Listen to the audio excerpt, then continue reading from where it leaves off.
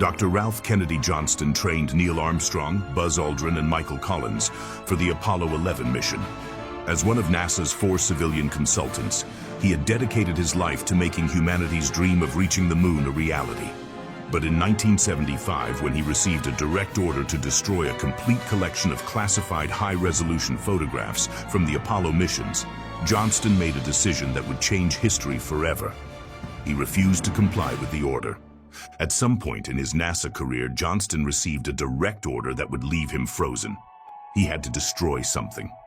Not just any documents, but an almost complete collection of high-resolution photographs from the Apollo program. Images the public had never seen. Images that contained secrets someone very powerful wanted erased forever. But before getting to that fateful order, we need to know who this man was. Johnston was born in 1942 at Fort Sam Houston, a U.S. Army air base in San Antonio, Texas. His background wasn't that of a conspirator or a madman. He was an aerospace engineer, NASA contractor, and something very few people know. He was one of the 4 civilian astronaut consultants responsible for training Neil Armstrong, Buzz Aldrin, and Michael Collins for the Apollo 11 mission. Yes, the man who trained the first humans to walk on the moon, the one who knew every technical detail of those missions, the one who had access to information that very few people in the world had seen. And then that order came: destroy the photographs, all of them. Johnston knew exactly what he had in his hands. These weren't the low-quality versions that NASA had released to the public for decades. These were high-resolution, high-quality photographic prints taken during the astronauts' extravehicular activities on the lunar surface, the images that really showed what was up there. And what exactly did they show? Well, this is where the story gets interesting. Johnston saw structures, not rocks, not natural formations. Artificial structures captured during the Apollo astronauts' EVAs. Ruins of what appeared to be ancient constructions. Massive domes made of some type of crystalline material that gleamed against the arid lunar surface. Stone towers that rose toward the airless sky. And something even stranger, what appeared to be castles suspended in the air, floating without any visible support. The low-quality versions the public had seen for years didn't capture these details. It's like comparing a photo taken with a 1990s phone versus a modern professional camera. The details simply weren't there in the public versions. But in these high-resolution photographs, according to Johnston, the evidence was undeniable. Imagine for a moment being in Johnston's shoes, decades working for NASA, training astronauts, being part of the most important mission in human history. And then you're given access to images that show we're not alone, that there are constructions on the moon that couldn't have been made by humans. What would you do? Would you follow orders and destroy the evidence? Or would you preserve what could be the most important proof in the history of human civilization? Johnston made his decision. He flatly refused to destroy the photographs. And that's when his problems began. His conflict with NASA wasn't immediate, but it was inevitable. For years, Johnston kept the photographs secret, probably waiting for the right moment to reveal them. But in 2007, everything changed. His name appeared in Richard Hoagland's book, Dark Mission: The Secret History of NASA, where Johnston's criticisms of NASA for hiding crucial information were cited. Shortly after the book's publication, Kay Ferrari, director of NASA's Solar System Ambassadors program at the Jet Propulsion Laboratory, asked Johnston to resign. When he refused, citing First Amendment protections on freedom of speech, Ferrari simply forced him out of the program. Johnston had been with NASA for decades. He had trained the men who walked on the moon. He had dedicated his career to space exploration. And now they were kicking him out for refusing to destroy evidence and for speaking about what he had seen. After his dismissal, Johnston made a decision that would change everything. He no longer had anything to lose. In a subsequent interview, he would declare that he was frustrated with the U.S. government's decision to sit on classified evidence for more than 40 years. Evidence that, according to him, the world had a right to know. The photographs Johnston had preserved not only showed structures, but revealed something that would put into perspective everything we thought we knew about our place in the universe. These images, taken during the Apollo missions, contained photographic evidence of what he described as proof of ancient alien activity on the lunar surface. Johnston wasn't just any whistleblower. He wasn't someone with limited access to secondary information. He was someone who had been at the very center of the American space program. Someone who had trained the Apollo 11 astronauts. Someone whose credibility was difficult to question. And when he finally decided to speak, his revelations would open a Pandora's box that NASA had been trying to keep closed for decades. Because the photographs Johnston refused to destroy were just the beginning. What he would later reveal about secret missions, destroyed lunar bases, and systematic cover-ups would forever change our understanding of what has really been happening on our natural satellite. The decision of one man to preserve the truth against direct orders from one of the world's most powerful agencies. The decision that would expose secrets that had been hidden for more than 4 decades. The decision that would reveal that the moon holds secrets much darker than we ever imagined. But the photographs were just the beginning. What Johnston would later reveal about secret lunar missions and destroyed bases would forever change our understanding of what really happens on our natural satellite. In WikiLeaks' Global Intelligence Archives exists a document that for almost 4 years has generated intense discussions. A document that, according to its title, should have remained buried forever. Report on the Union of Soviet Socialist Republics' destruction of a clandestine United States base on the moon. Yes, you read that right. A secret American base on the moon, destroyed by the Soviets. This document, attributed to the Department of State's Bureau of European and Eurasian Affairs, didn't have a digital version available initially. But after years of requests under the Freedom of Information Act, the complete document was finally revealed, and what it contained was explosive. It all began with a routine investigation in 1979. Former House Representative Samuel Devine had received correspondence from a constituent named Tade Quentin Arbogast. This man was asking him about something he called the Harvest Moon Battle. Devine, like any responsible politician, sent the inquiry to the State Department for an official response. The response came from Douglas J. Bennett, Jr., Assistant Secretary for Congressional Relations at the State Department, and what Bennett confirmed in that official letter was something that should have been impossible. The claim about the destruction of a clandestine American lunar installation by the Soviet Union in 1977 was true. But here comes the really disturbing part. According to the document, the U.S. government had maintained the existence of this base as an extremely classified secret. Why? Because they feared international reaction and possible violations of treaties that prohibit the militarization of celestial bodies. Think about it for a moment. The United States had built a secret military base on the moon in the middle of the Cold War, without the world knowing anything about it. Only a very select group of military and intelligence personnel knew of this installation's existence. All activities related to the base were carried out under the guise of other space missions. The public Apollo program might have been just the tip of the iceberg of what was really happening in space. But this is where the story becomes even more intriguing. The document reveals that the Soviet Union somehow found out about this base's existence. Initially, American intelligence operatives had no idea how the Soviets had discovered the lunar installation, but the evidence suggested something chilling. Soviet spies had managed to infiltrate key American space agencies or private contractors involved in the base's construction. Imagine the level of penetration this implied. The Soviets not only knew about the base, but knew enough details to plan and execute a coordinated attack against it. This suggests a level of espionage and planning that goes far beyond what we know about Cold War intelligence operations. The US government began to suspect that the Soviets might be planning their own covert lunar mission. This suspicion led to a significant increase in tensions, but not the terrestrial tensions we're accustomed to hearing about. These were space tensions, an arms race that had extended beyond Earth's atmosphere. And then the unthinkable happened. In 1977, the American lunar base was destroyed. According to internal sources mentioned in the document, the base's destruction had significant implications for relations between the United States and the Soviet Union. But here comes the really surprising part. Despite the violent nature of the incident, both governments chose to avoid public confrontation. Why?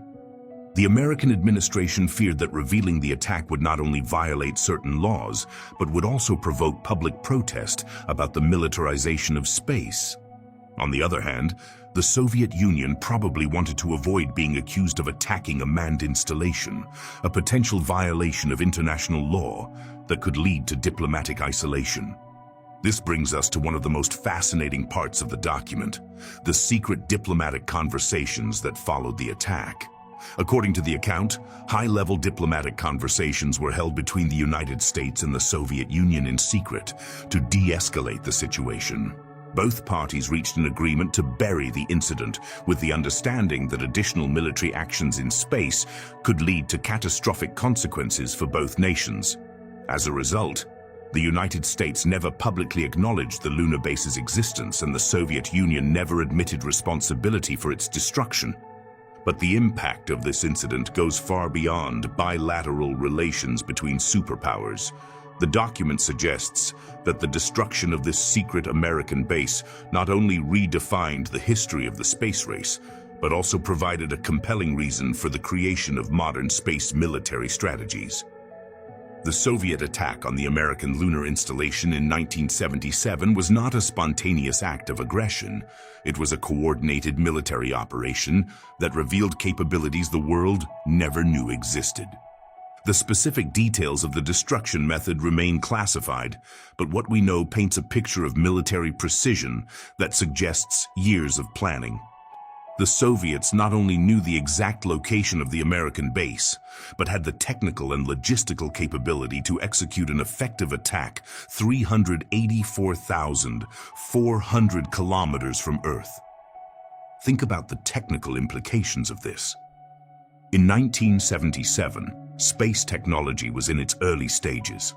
The idea that any nation could not only detect a secret installation on the moon, but also have the means to destroy it, suggests a level of technological sophistication that goes far beyond what the public knew at that time. The attack was so complete that it eliminated all evidence of American presence at the site. This wasn't random bombardment or cosmic vandalism. It was a surgical operation designed to erase any trace that the United States had established a military presence on the moon. The initial American response was one of complete disbelief. Intelligence operatives who knew about the base were stunned, not only by the attack itself, but by the precision with which it was executed. This raised disturbing questions about the true Soviet space capabilities. How had the Soviets achieved such a feat? The evidence pointed to massive infiltration of the American space program. Soviet spies had not only penetrated key space agencies, but had also gained access to private contractors involved in critical aspects of the base's construction and operation.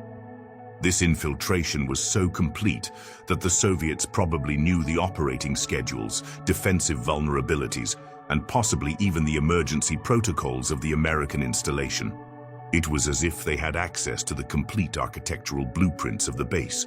But the American response to this attack revealed something equally significant about the nature of the military space program.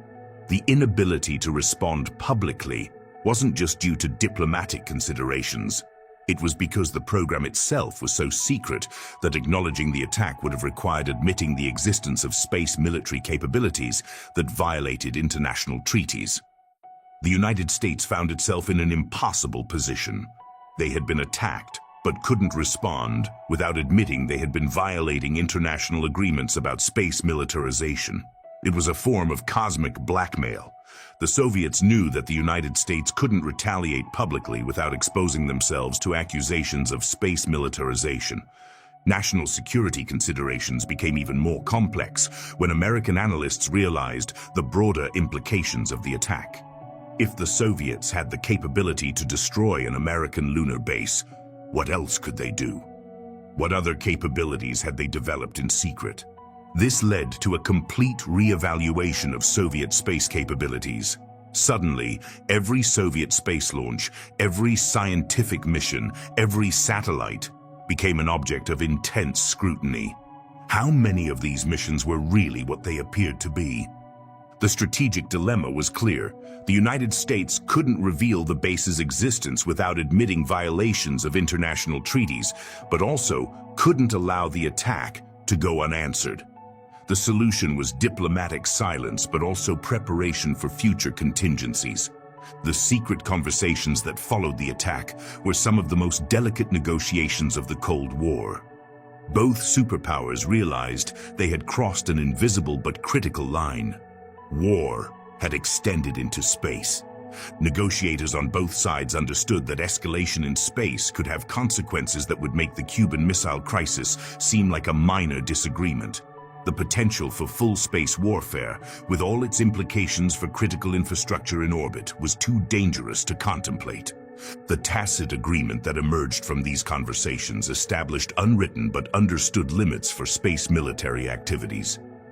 Both parties agreed that, while space competition would continue, certain types of direct aggression were off limits, but the damage was already done. The destruction of the American lunar base had demonstrated that space was no longer a peaceful domain for scientific exploration. It was a potential theater of war, with all the vulnerabilities and dangers that implied. The official establishment of the United States Space Force in December 2019 was presented to the public as a response to modern space threats from countries like China and Russia. But the true origins of this new military branch go back decades to lessons learned from an attack that officially never occurred. The 1977 lunar incident exposed vulnerabilities in American space defense that military strategists had not fully considered. The ease with which the Soviets were able to detect, attack, and destroy an American installation on the moon demonstrated that space installations were incredibly vulnerable targets. This vulnerability was not limited to hypothetical lunar bases. Satellites, space stations, and any other space infrastructure faced the same risks. An enemy with adequate technical capabilities could paralyze a nation's communications, navigation, and surveillance systems simply by attacking its space assets. Military analysts who had access to classified information about the lunar incident began developing what would eventually become the doctrine of modern space warfare. They recognized that space had ceased to be a peaceful domain for scientific exploration and had become a potential theater of war that required its own set of defensive strategies. The main lesson from the incident was clear: space installations needed dedicated protection. It was not enough to rely on diplomacy or international treaties to maintain peace in space. Nations with advanced space capabilities needed to develop means to defend their space assets and deter attacks. This understanding led to decades of stealthy development of space defense technologies and strategies. Although the public knew nothing about the lunar incident, military planners were developing capabilities to detect, track, and potentially neutralize threats to American space assets. The concept of a military force dedicated specifically to the space domain began to take shape in the years following the incident. Strategists realized that traditional military branches designed for terrestrial, maritime, and aerial operations were not adequately equipped to handle the unique complexities of space warfare. Space warfare required a completely different set of skills, technologies, and strategies. Response times in space are different. The physics are different. The vulnerabilities are different. A new military branch was needed that understood these differences and could operate effectively in this unique domain. When China began demonstrating anti-satellite capabilities in the 2000s, and when Russia began developing similar technologies, American planners knew their worst fears were materializing. Space competition was intensifying, and the United States needed to be prepared to protect its critical space interests. The official creation of the Space Force in 2019 was the culminating result of more than 4 decades of planning that began with lessons learned from the 1977 lunar attack. The new military branch was designed to unify satellite operations, missile defense, and space intelligence under a single organizational umbrella. The Space Force's primary responsibilities include developing systems to deter or defend against attacks in space, ensuring the protection of American satellites and space communication systems, and monitoring potential threats from other countries or entities that could disrupt American interests in space. These objectives take direct inspiration from the vulnerabilities that were exposed during the covert lunar incident, where the lack of dedicated space defense allowed a foreign power to destroy a critical asset, The complexity of the new space race with both state and private actors has only increased the need for a dedicated space military force. Private companies like SpaceX and Blue Origin are launching critical infrastructure into space, and this infrastructure needs protection against both state and non-state threats. Military analysts who know the real history of the lunar incident understand that the Space Force is not just a response to future threats, but also a response to lessons learned from a space conflict that already occurred. It is a military branch created to ensure that the United States never again finds itself defenseless against a space attack.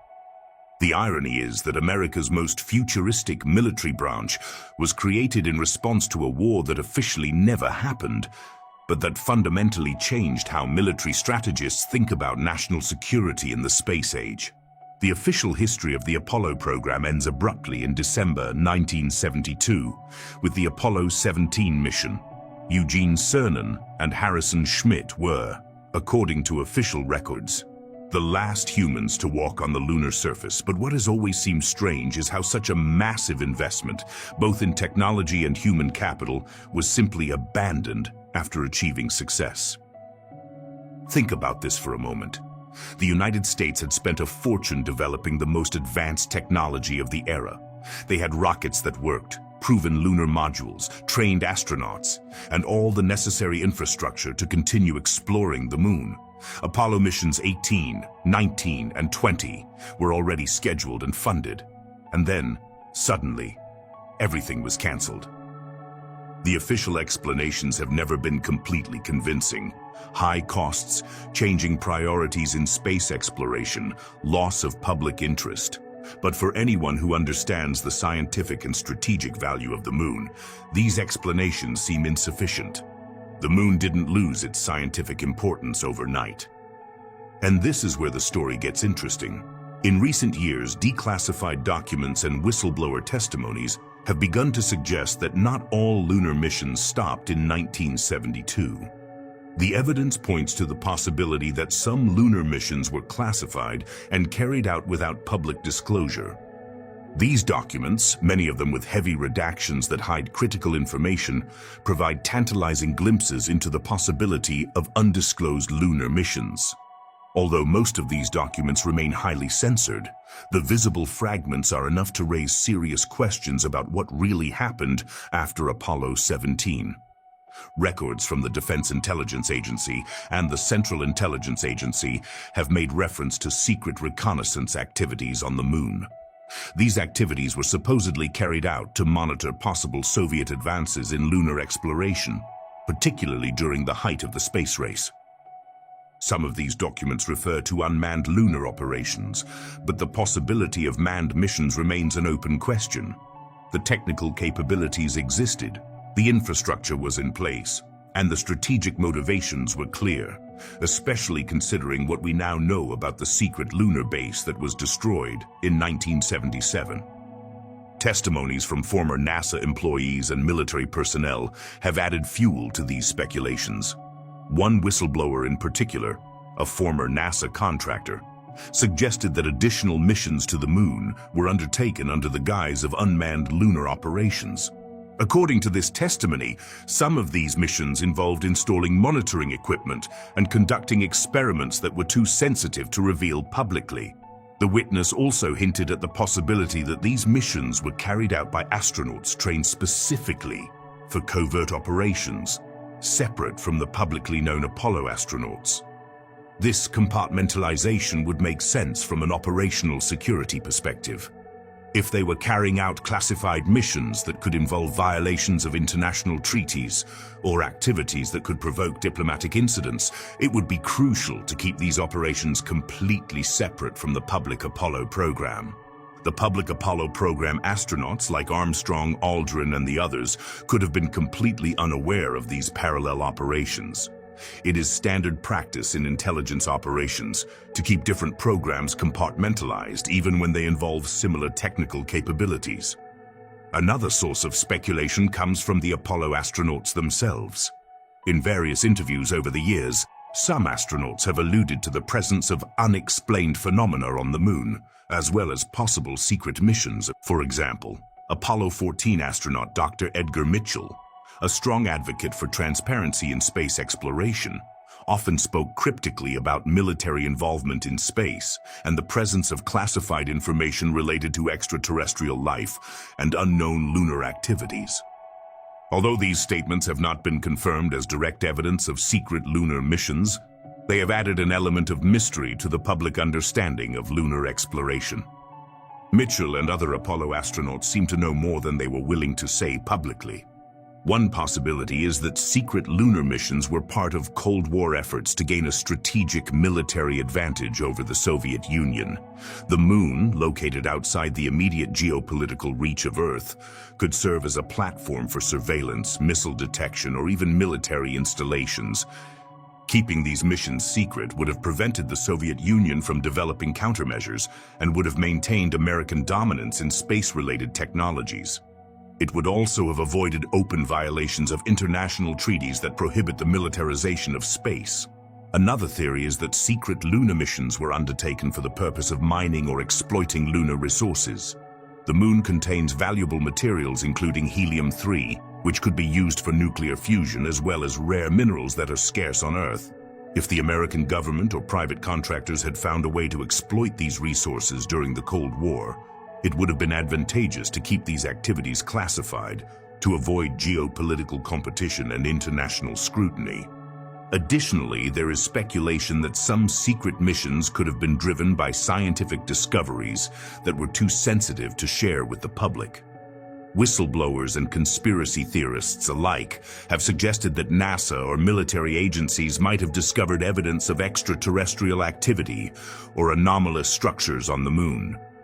In this scenario, secrecy would have been necessary to avoid mass panic or maintain control over information related to potential extraterrestrial contact.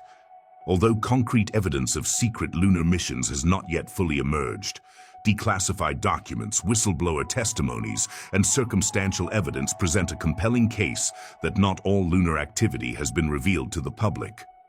For more than 4 decades, numerous scientists, engineers, and former NASA employees have accused the agency of withholding data and covering up evidence of anomalous objects in space. Many believe that NASA has deliberately hidden the discovery of artifacts on the Moon and Mars, as well as suppressed evidence of potential life detected by the Viking probe in the 1970s.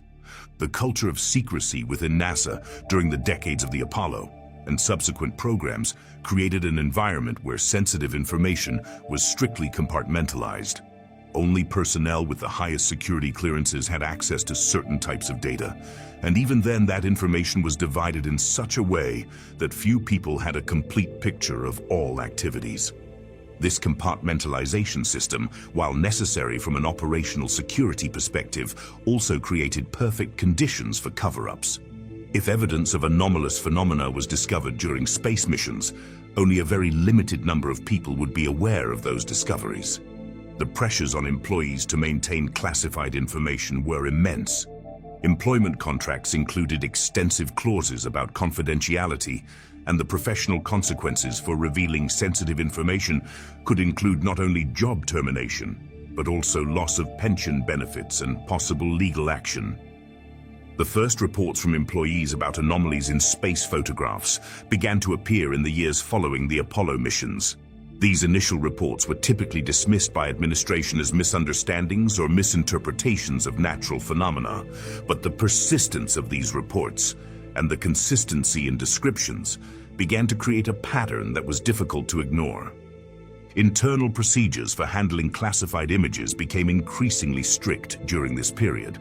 Photographs taken during space missions went through multiple levels of review before being released to the public, and any image containing anomalies was routinely withdrawn from public circulation.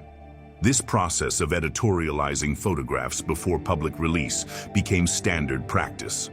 Images were carefully examined by specialized personnel who had specific training to identify objects or phenomena that should not be seen by the general public.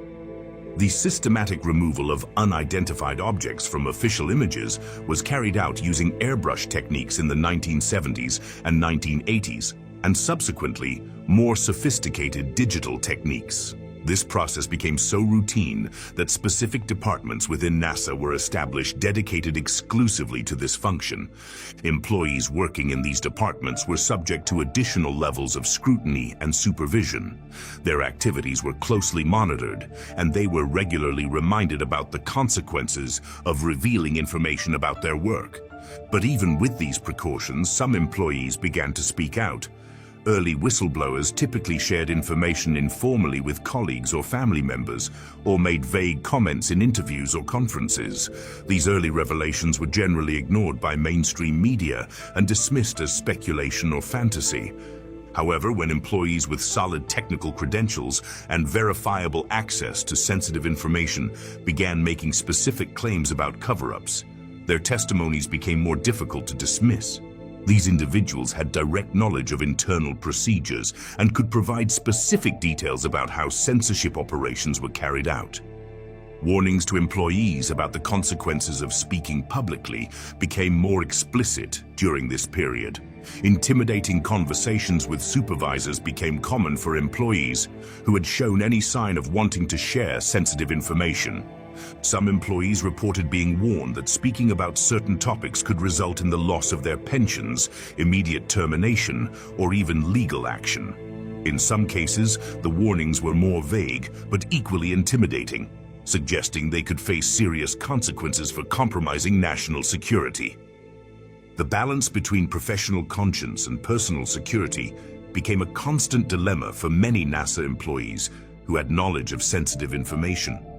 Some chose silence to protect their careers and families, while others decided that the public had a right to know the truth, regardless of personal consequences. This internal conflict led several employees to seek ways to reveal information without directly exposing themselves to reprisals. Some began making ambiguous statements that could be interpreted in multiple ways, while others sought ways to leak information through third parties. The development of the internet and social media in subsequent decades provided new avenues for whistleblowers to share information anonymously or semi-anonymously. This led to an increase in the number of allegations about NASA cover-ups, although it also made it more difficult to verify the credibility of sources. Among the whistleblowers who have emerged from NASA over the years, few stories are as specific and detailed as that of Donna Hare, a former NASA contractor who worked for the agency in the 1970s. Her testimony provides a unique window into the internal censorship operations that supposedly were carried out within the space agency. Hare worked for NASA during a critical period when photographs from Apollo missions and other space operations were being processed and prepared for public release. Her position gave her access to restricted areas where classified space photographs were handled, a privilege that very few employees had. Her security clearance level was high enough to allow her to work with material that would never be seen by the general public. This placed her in a unique position to observe discrepancies between official versions of space events and what was actually being captured by NASA's cameras. Hare worked specifically in the photographic processing department, where images taken during space missions were developed, examined, and prepared for various uses. This department was one of the most sensitive within NASA, as it was where any visual evidence of anomalous phenomena would be initially identified. According to her testimony, Hare discovered the existence of a specific department dedicated exclusively to airbrushing UFOs and other unidentified objects from space photographs. This department operated completely separately from routine photographic operations by personnel with specialized security clearances. The routine procedures for eliminating anomalous objects from space photographs were, according to Hare, incredibly systematic. Each image was carefully examined by personnel specifically trained to identify any object that should not appear in public versions of the photographs. The personnel specialized in space image editing had both technical and security training. They not only needed the technical skills to alter photographs convincingly, but also needed to understand exactly what types of objects or phenomena required elimination. The protocols for ensuring that extraterrestrial evidence did not reach the public were extensive and detailed. There were specific procedures for handling different types of anomalies, From objects that could be explained as natural phenomena to those that clearly had no conventional explanation. Hare described having seen high-resolution photographs showing objects that could not be explained as satellites, space debris, or atmospheric phenomena. A specific description she provided was of a disc-shaped craft clearly floating over Earth's surface, captured with enough detail to eliminate any doubt about its artificial nature. The immediate removal of images when Hare asked questions about them became a pattern. On multiple occasions, when she expressed curiosity about unusual objects in photographs, the images were quickly removed from her work area without explanation. This consistency in her supervisor's behavior reinforced Hare's long-standing suspicions about systematic evidence concealment by NASA. It wasn't just an occasional image that was censored, but a consistent pattern of eliminating any visual evidence of anomalous phenomena. One of Hare's most significant revelations came through a conversation with a colleague who worked directly in the photographic department responsible for image editing. This colleague, probably feeling the burden of the secret he was obligated to maintain, confided in Hare about the real nature of his work. According to Hare, this colleague admitted that he received regular instructions to remove UFO evidence from images taken by NASA spacecraft and satellites.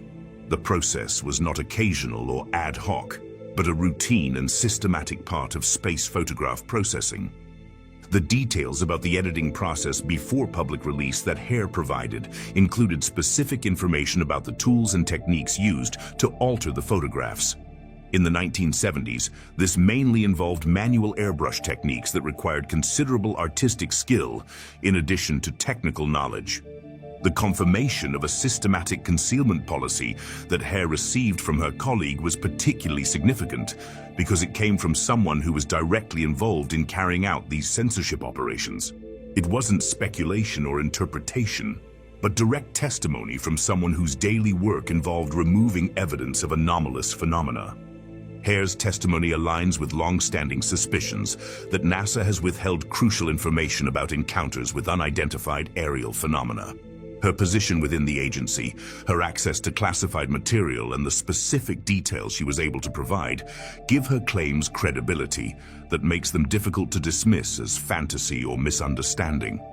The censorship process that Donna Hare had observed was not an improvised or reactive operation. It was a meticulously designed and executed system that had been perfected during decades of space operations. The established protocols for reviewing all space images were so rigorous that they virtually guaranteed that no evidence of anomalous phenomena would reach the public without being detected first. Every photograph taken during space missions, from Apollo missions to modern International Space Station operations, went through multiple levels of review before being considered for public release. This was not a casual process where a technician quickly reviewed the images. It was a systematic examination carried out by personnel specifically trained to identify anomalies that required elimination. The personnel specifically trained to detect unidentified objects had a unique set of skills. They not only needed technical knowledge about photography and image processing, but also needed to understand exactly what constituted a threat to operational security or a violation of classification protocols.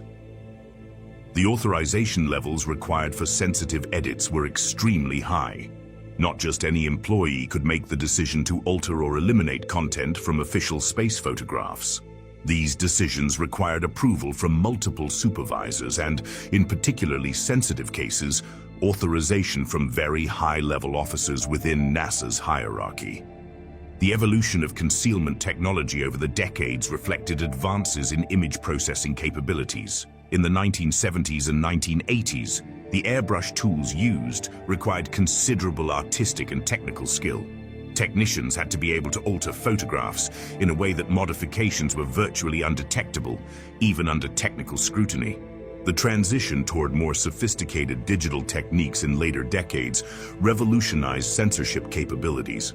With digital tools, technicians could remove objects from photographs without leaving detectable traces of alteration. Digital techniques also allowed more subtle modifications, such as adjusting contrast or lighting to make anomalous objects less visible without completely eliminating them.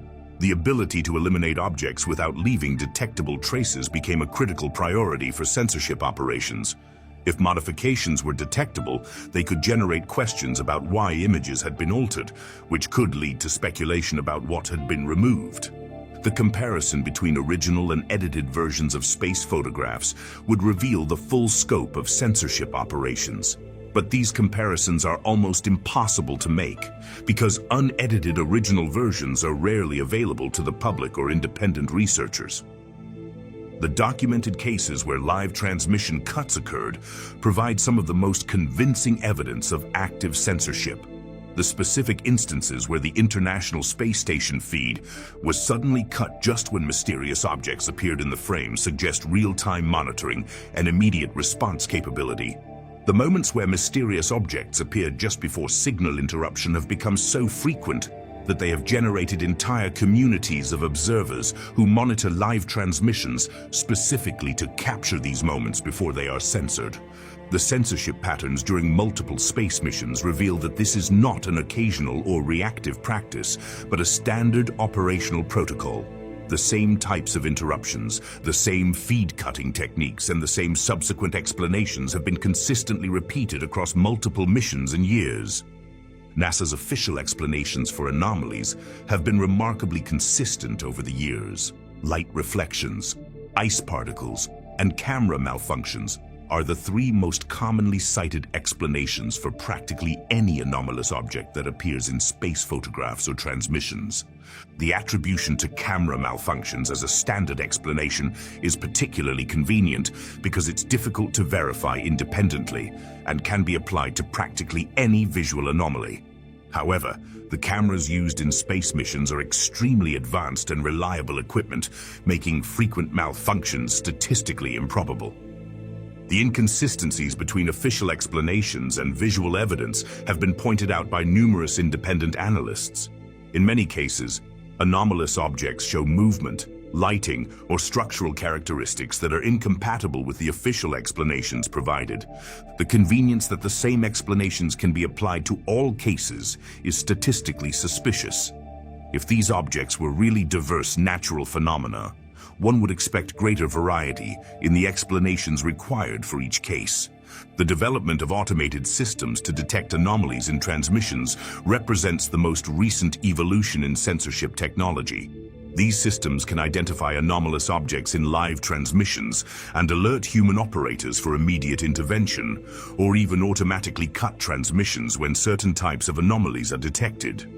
The personnel dedicated to monitoring live feeds 24/7 represents a significant investment of human resources that suggests preventing unauthorized revelations is an extremely high priority for NASA. The cost of maintaining such constant monitoring operation would be considerable. The ability to cut transmission in seconds when faced with sensitive content requires not only advanced technology, but also well-rehearsed response protocols and highly trained personnel. This level of preparation suggests that transmission interruptions are not rare or unexpected events, but anticipated occurrences for which established procedures exist.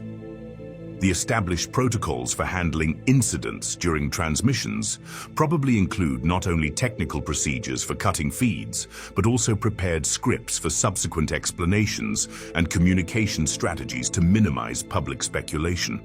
The constant improvement of real-time editing techniques represents an area of continuous technological development that requires substantial investment. The fact that NASA continues investing in these capabilities suggests that the need to censor content is not diminishing, but may be increasing with the increase in space activity. Despite all censorship efforts and information control, NASA has released hundreds of photographs showing unidentified objects approaching the International Space Station and other space missions. These images, many of which are available in NASA's public archives, represent a puzzle that official explanations cannot satisfactorily resolve. The objects captured in these photographs do not correspond to any known satellite, catalogued spacecraft, or tracked space debris. Space monitoring systems maintain detailed records of all artificial objects in Earth orbit, and these anomalous objects do not appear in any official database. The discoidal and spherical shapes that repeatedly appear in these images are particularly intriguing because they do not correspond to any known design of satellites or human spacecraft. Satellites typically have angular shapes and characteristics like solar panels or antennas that make them easily identifiable. These anomalous objects are notably different in appearance. The sudden direction changes at speeds impossible for human technology represent perhaps the most convincing characteristic of these objects. The laws of physics that govern object movement in space make rapid direction changes extremely difficult without advanced propulsion that is not available in current human technology. The maneuvers that defy known physical laws include instantaneous accelerations, sudden stops, and 90-degree direction changes without deceleration periods. These movements are incompatible with any known propulsion system and suggest technology that operates under different principles than those we currently understand. The sudden disappearances without apparent explanation add another layer of mystery. The objects not only change direction in impossible ways, but sometimes simply disappear from the frame without a trace of where they went. This is not consistent with objects that are subject to normal laws of orbital movement. The coordinated formations of multiple objects acting together suggest some type of intelligent control. The objects not only appear individually, but are sometimes seen in groups that move in a coordinated manner, suggesting communication or centralized control between them. The metadata analysis in photographs released by NASA confirms the authenticity of these images. The metadata includes technical information about when and how the photographs were taken, and this information is consistent with legitimate space operations. It is extremely difficult to falsify metadata convincingly. The timestamps that confirm image authenticity also provide valuable information about when these encounters are occurring. Analysis of these timestamps reveals temporal patterns that may be significant for understanding the nature of these phenomena. The analysis of impossible trajectories for conventional technology has been carried out by multiple independent researchers using motion analysis software. These analyses confirm that the observed movements are beyond the capabilities of any known human technology. The comparison with known and catalogued space objects reinforces the conclusion that these anomalous objects represent something fundamentally different. When directly compared with satellites, space debris, or known spacecraft, the differences in appearance and behavior are dramatic. The examination of multiple photographs of the same object from different angles and moments allows three-dimensional reconstruction of its characteristics. This analysis reveals structural details that are inconsistent with any known human design. The consistency in characteristics observed across multiple sightings suggests that these are not random events or equipment malfunctions, but encounters with objects that have consistent physical characteristics and predictable behaviors. If these objects are of extraterrestrial origin, as suggested by their apparently advanced technology, then they represent evidence of silent observation of human space activities for decades. The consistent proximity to human space installations suggests deliberate monitoring rather than casual encounters. The level of technology suggested by the observed maneuvering capabilities is significantly more advanced than anything in the current human arsenal. The ability to perform impossible maneuvers in space suggests understanding of physics that goes beyond current human knowledge. The questions about intentions of an observing intelligence are perhaps the most important ones raised by this evidence. If these objects are controlled by extraterrestrial intelligence, their actions suggest an interest in human space activities that goes beyond casual observation. The reasons for maintaining presence near human installations could include scientific monitoring, evaluation of human technological capabilities, or preparation for some type of future contact. The persistence of this presence over decades suggests a long-term observation program. The evolution in quality and quantity of photographic evidence suggests that these encounters may be increasing in frequency, or that our ability to detect and document them is improving. In either case, the accumulation of evidence is making it increasingly difficult to maintain conventional explanations for these phenomena. In the modern era of amateur astrophotography, where high-resolution cameras are within reach of enthusiasts around the world, a fascinating phenomenon has emerged. Independent observers are capturing evidence of anomalous objects that governments have been trying to hide for decades. One of these most convincing cases involves an amateur astrophotographer named John, whose routine observation session became an extraordinary encounter with the unknown. John described himself as an amateur astrophotographer with hundreds of hours of experience capturing images of the night sky. He was not a professional, nor did he have access to extremely advanced equipment, but his accumulated experience had given him a solid understanding of what objects normally appear in the night sky and how they behave. The night in question, John had set up his telescope and camera equipment in his backyard, with the goal of capturing images of the moon and nearby celestial objects. It was an activity he had performed hundreds of times before, a familiar routine that normally resulted in beautiful but predictable images of known celestial bodies. John admitted that he didn't have the best equipment available on the market, but his hundreds of hours of experience had compensated for the technical limitations. He had learned to maximize his equipment's capabilities and had developed techniques to capture decent quality images despite budget constraints. While adjusting the focus of his telescope and observing through the viewfinder, John noticed something that immediately caught his attention. There was a peculiar object hovering near the moon, something that was clearly different from anything he had seen during his years of astronomical observation. The object he described had the shape of a massive disk, a form that didn't correspond to any satellite, airplane, or natural astronomical phenomenon he was familiar with. The apparent size of the object was considerable, large enough to be clearly visible through his amateur equipment. Startled but intrigued by this unexpected discovery, John quickly adjusted his camera settings and began capturing images of the object as it moved silently across the night sky. His experience had taught him to react quickly when unexpected photographic opportunities appeared. What most impressed John about the object was that it seemed to be illuminated from within, emitting a supernatural glow that contrasted dramatically with the dark background of space. This internal illumination was not consistent with any known object that normally appears near the moon. The object's movement was completely silent, gliding across the night sky without the noise that would be associated with airplanes or helicopters. This silent movement characteristic was particularly notable because John was observing from a suburban area where aircraft noise would have been easily detectable.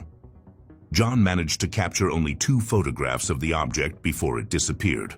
According to his testimony, one of these images was considerably clearer than the other, providing better details of the structure and characteristics of the anomalous object.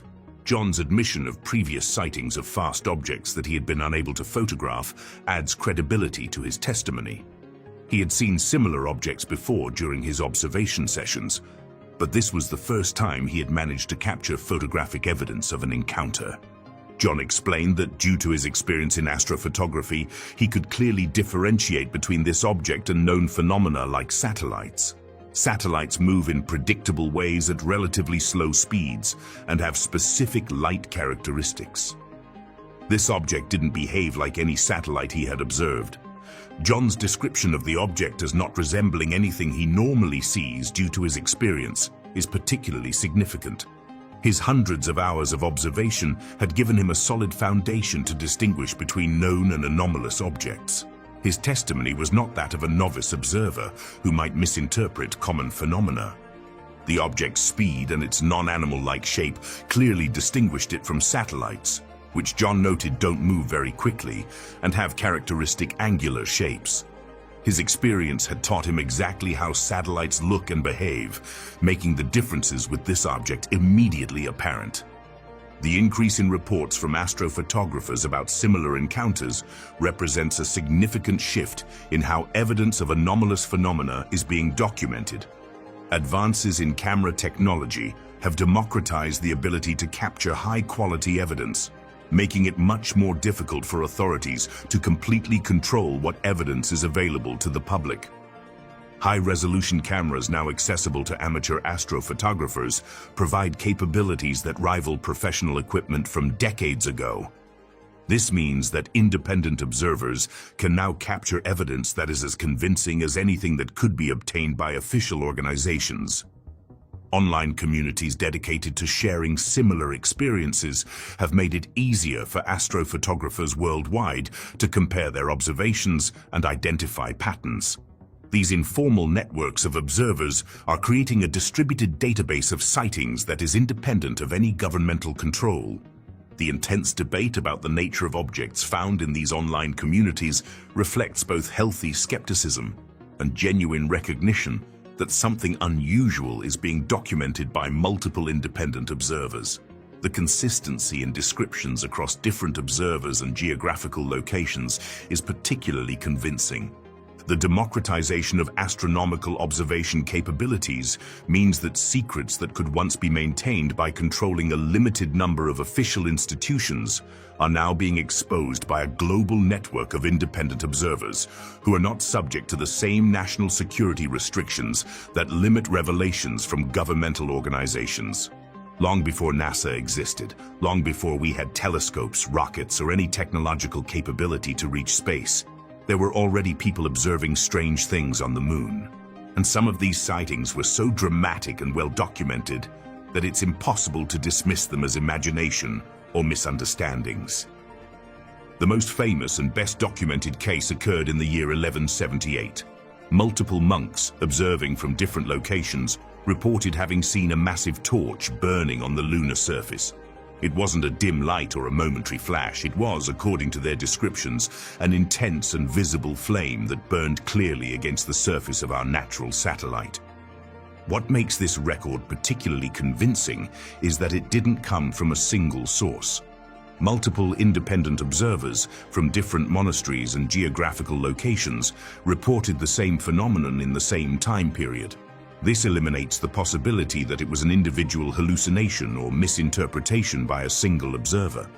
These were not casual observers or uneducated people. Medieval monks were some of the most educated individuals of their time, and many of them had considerable experience in astronomical observation. Monasteries frequently served as centers of learning and scientific observation, and monks were accustomed to observing and documenting celestial phenomena. The historical documentation of this event has survived for more than 800 years, which suggests it was considered significant enough to be preserved in official records. In an era when parchment was expensive and writing space was limited, only the most important events were typically documented permanently. But the 1178 sighting was not an isolated event. Throughout history, there has been consistent documentation of transient lunar phenomena that defy explanation. These phenomena have been observed and recorded by astronomers, navigators, and sky observers from different cultures and time periods. The luminous patches observed on the lunar surface have been reported by observers for centuries.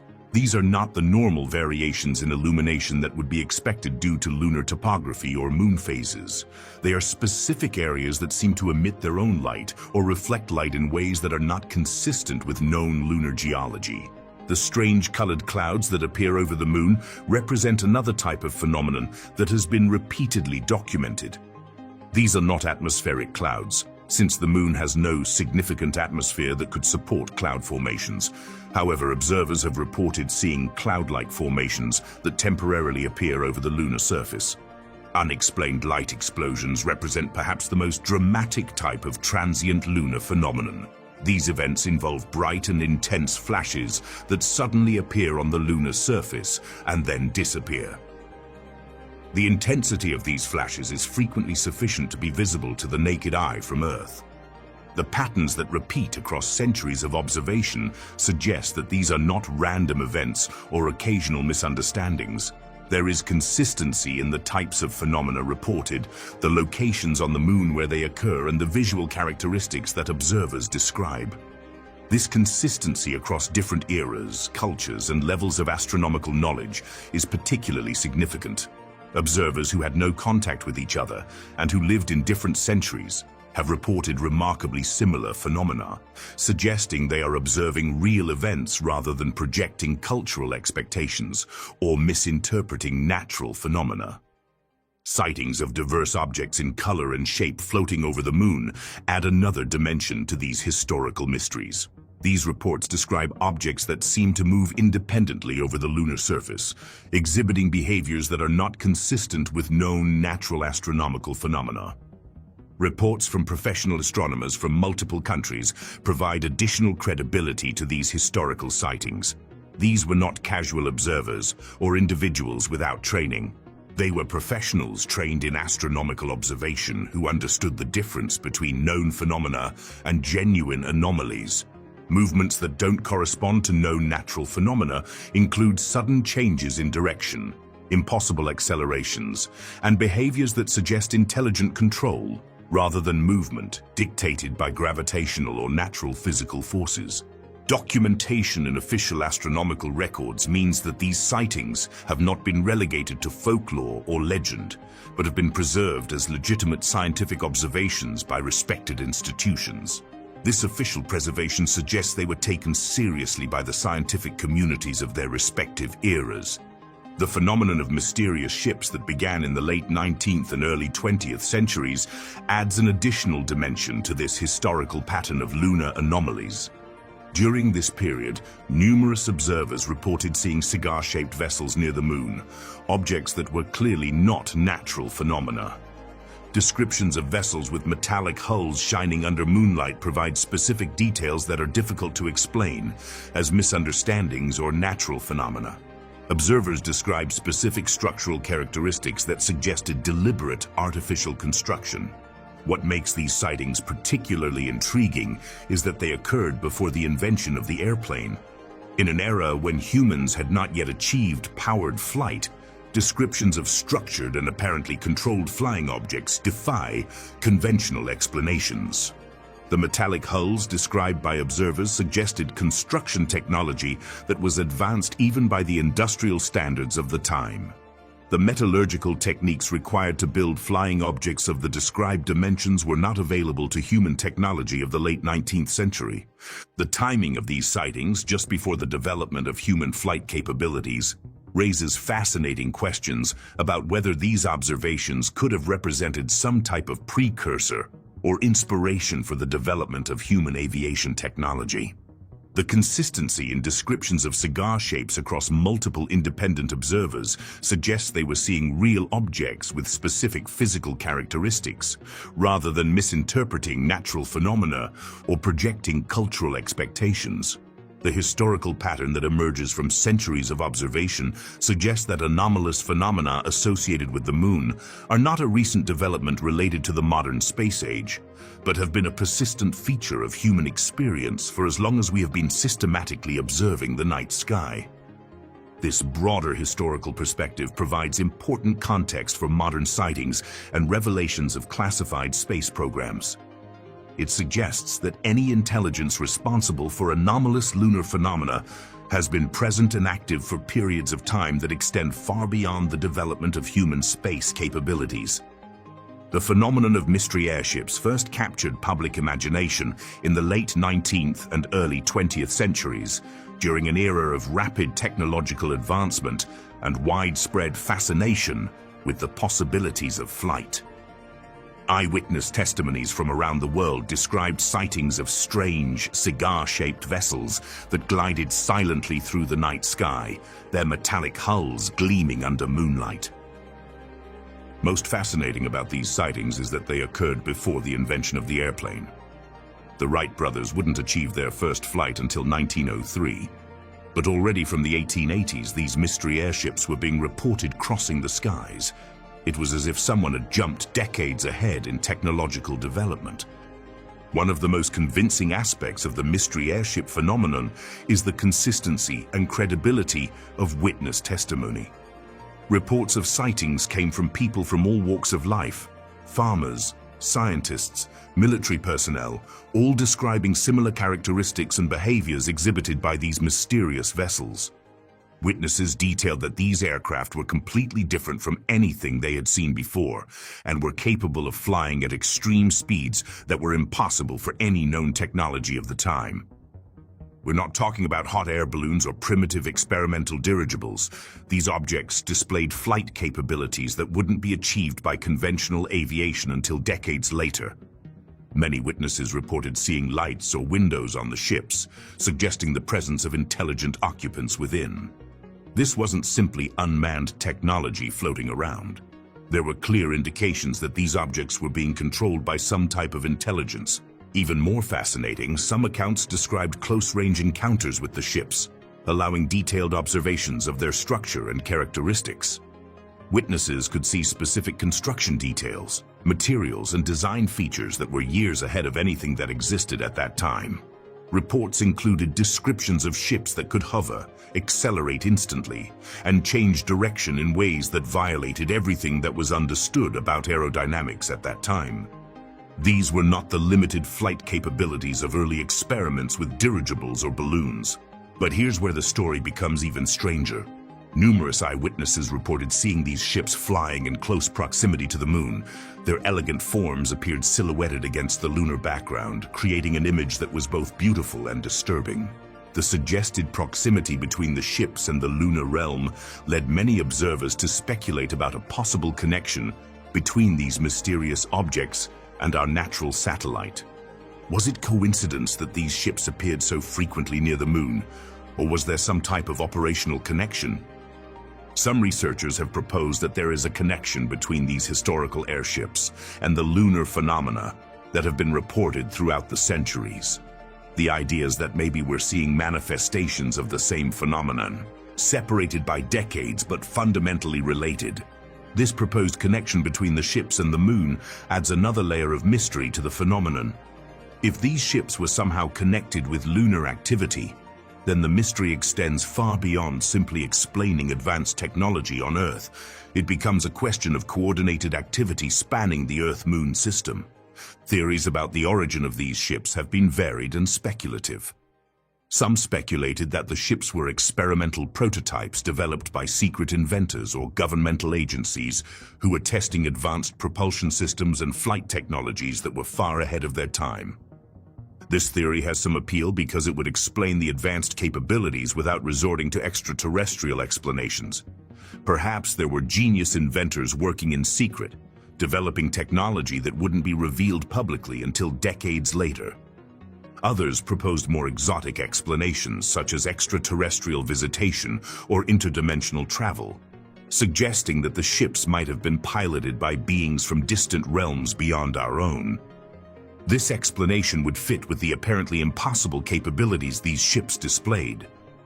The hypothesis of interdimensional or time travelers has gained some traction among more speculative researchers.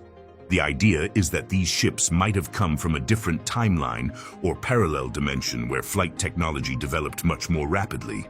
An intriguing possibility is that the mystery ships observed near the moon were part of a broader cosmic phenomenon, with implications extending far beyond our own solar system. Some researchers have proposed that these objects might be part of a galactic surveillance network maintained by advanced civilizations. If this theory is correct, then historical sightings of mystery ships could represent early evidence of monitoring of emerging planetary civilization activities like ours. The moon, due to its proximity to Earth and its strategic position, would be an ideal observation post for such a surveillance operation. This perspective places historical sightings in a much broader context of potential contact with extraterrestrial intelligence. Rather than isolated events or technological anomalies, these sightings could represent evidence of systematic and long-term observation of humanity by advanced intelligences. The idea that we have been under observation for much longer than we suspect is both fascinating and unsettling. It suggests that the modern UFO phenomenon might have deep historical roots, extending much further back than is typically considered. The mystery airship sightings of the 19th and early 20th centuries could represent some of the first modern documentations of a phenomenon that has been occurring for centuries or even millennia. If so, then we're seeing only the tip of the iceberg of a much longer and more complex history of interaction between humanity and non-human intelligences. The conversations between the Apollo 11 astronauts and Mission Control in Houston, Texas, were audible to viewers who followed the historic mission. But what most people didn't know is that the astronauts had access to an additional communication channel that was completely inaudible to spectators. The reasons for this private channel were quite straightforward from an operational perspective. The astronauts might need to switch to this channel if they had an emergency of any kind, or if they simply wanted to share something private without millions of people hearing it. It was a basic safety precaution for such complex and high-profile missions. But what Neil Armstrong shared through this private channel during the Apollo 11 mission has generated speculation and debate for decades. According to reports that have circulated among researchers of anomalous phenomena, Armstrong switched to this channel and told the medical officer in Houston that they were stationed at the edge of a crater and that something was watching them. The specific message, according to the accounts that have emerged, was that there were entities watching them from the lunar surface. Armstrong, the first man to walk on the moon, was reporting that they were not alone on the surface of our natural satellite. This private communication was never officially confirmed by NASA, and the agency has maintained that there are no records of such transmissions. But researchers who have studied Apollo communications have pointed out that there would be multiple reasons why such information would be classified and kept out of the public domain. The nature of these alleged observations leads to questions about what exactly Armstrong and Buzz Aldrin might have seen during their time on the lunar surface. If they really reported the presence of observing entities, this would have profound implications for our understanding of what was happening during the Apollo missions. The concept of the dark side of the moon has captured popular imagination for decades. Although it technically refers to the far side of the moon that is not visible from Earth due to the moon's synchronized rotation, the term has acquired more mysterious connotations in popular culture. This portion of our cosmic neighbor is so called because it is a part of our natural satellite that we have not fully explored, despite the fact that some refer to it as the far side of the moon. Because the moon's rotation coincides with that of Earth, we are unable to see this other side of the moon from our planet. While many have speculated about the possibilities of mysterious bases remaining in this shadowy region, or possibly an alien presence on the moon, other hypotheses indicate that a covert mining operation might be occurring there, or possibly weapons testing carried out in secret.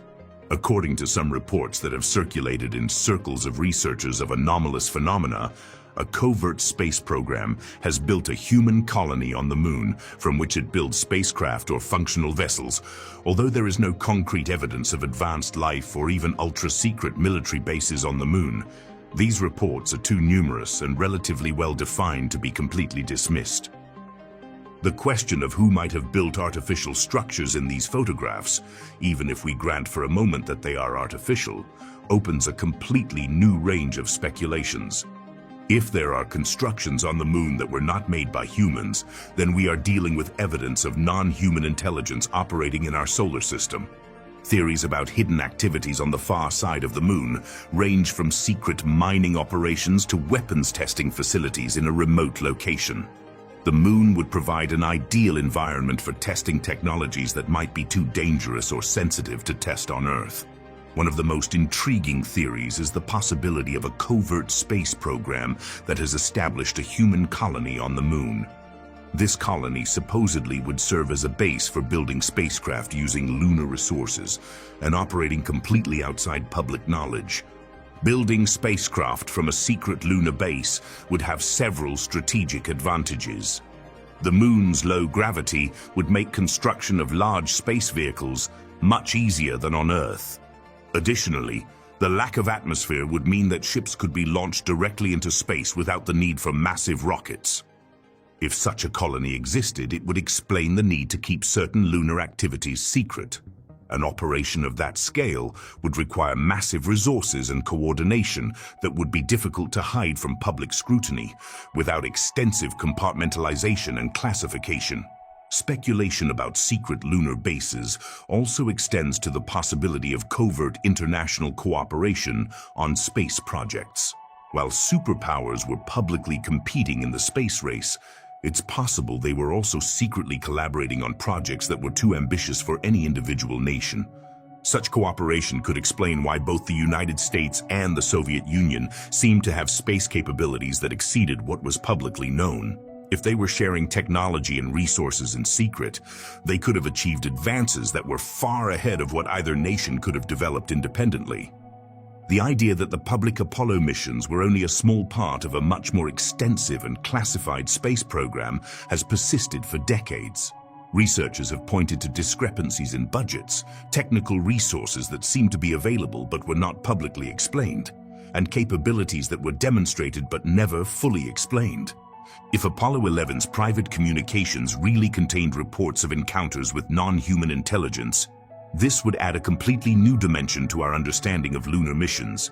It would suggest that the astronauts were prepared for such encounters, or at least had protocols to report them through secure channels.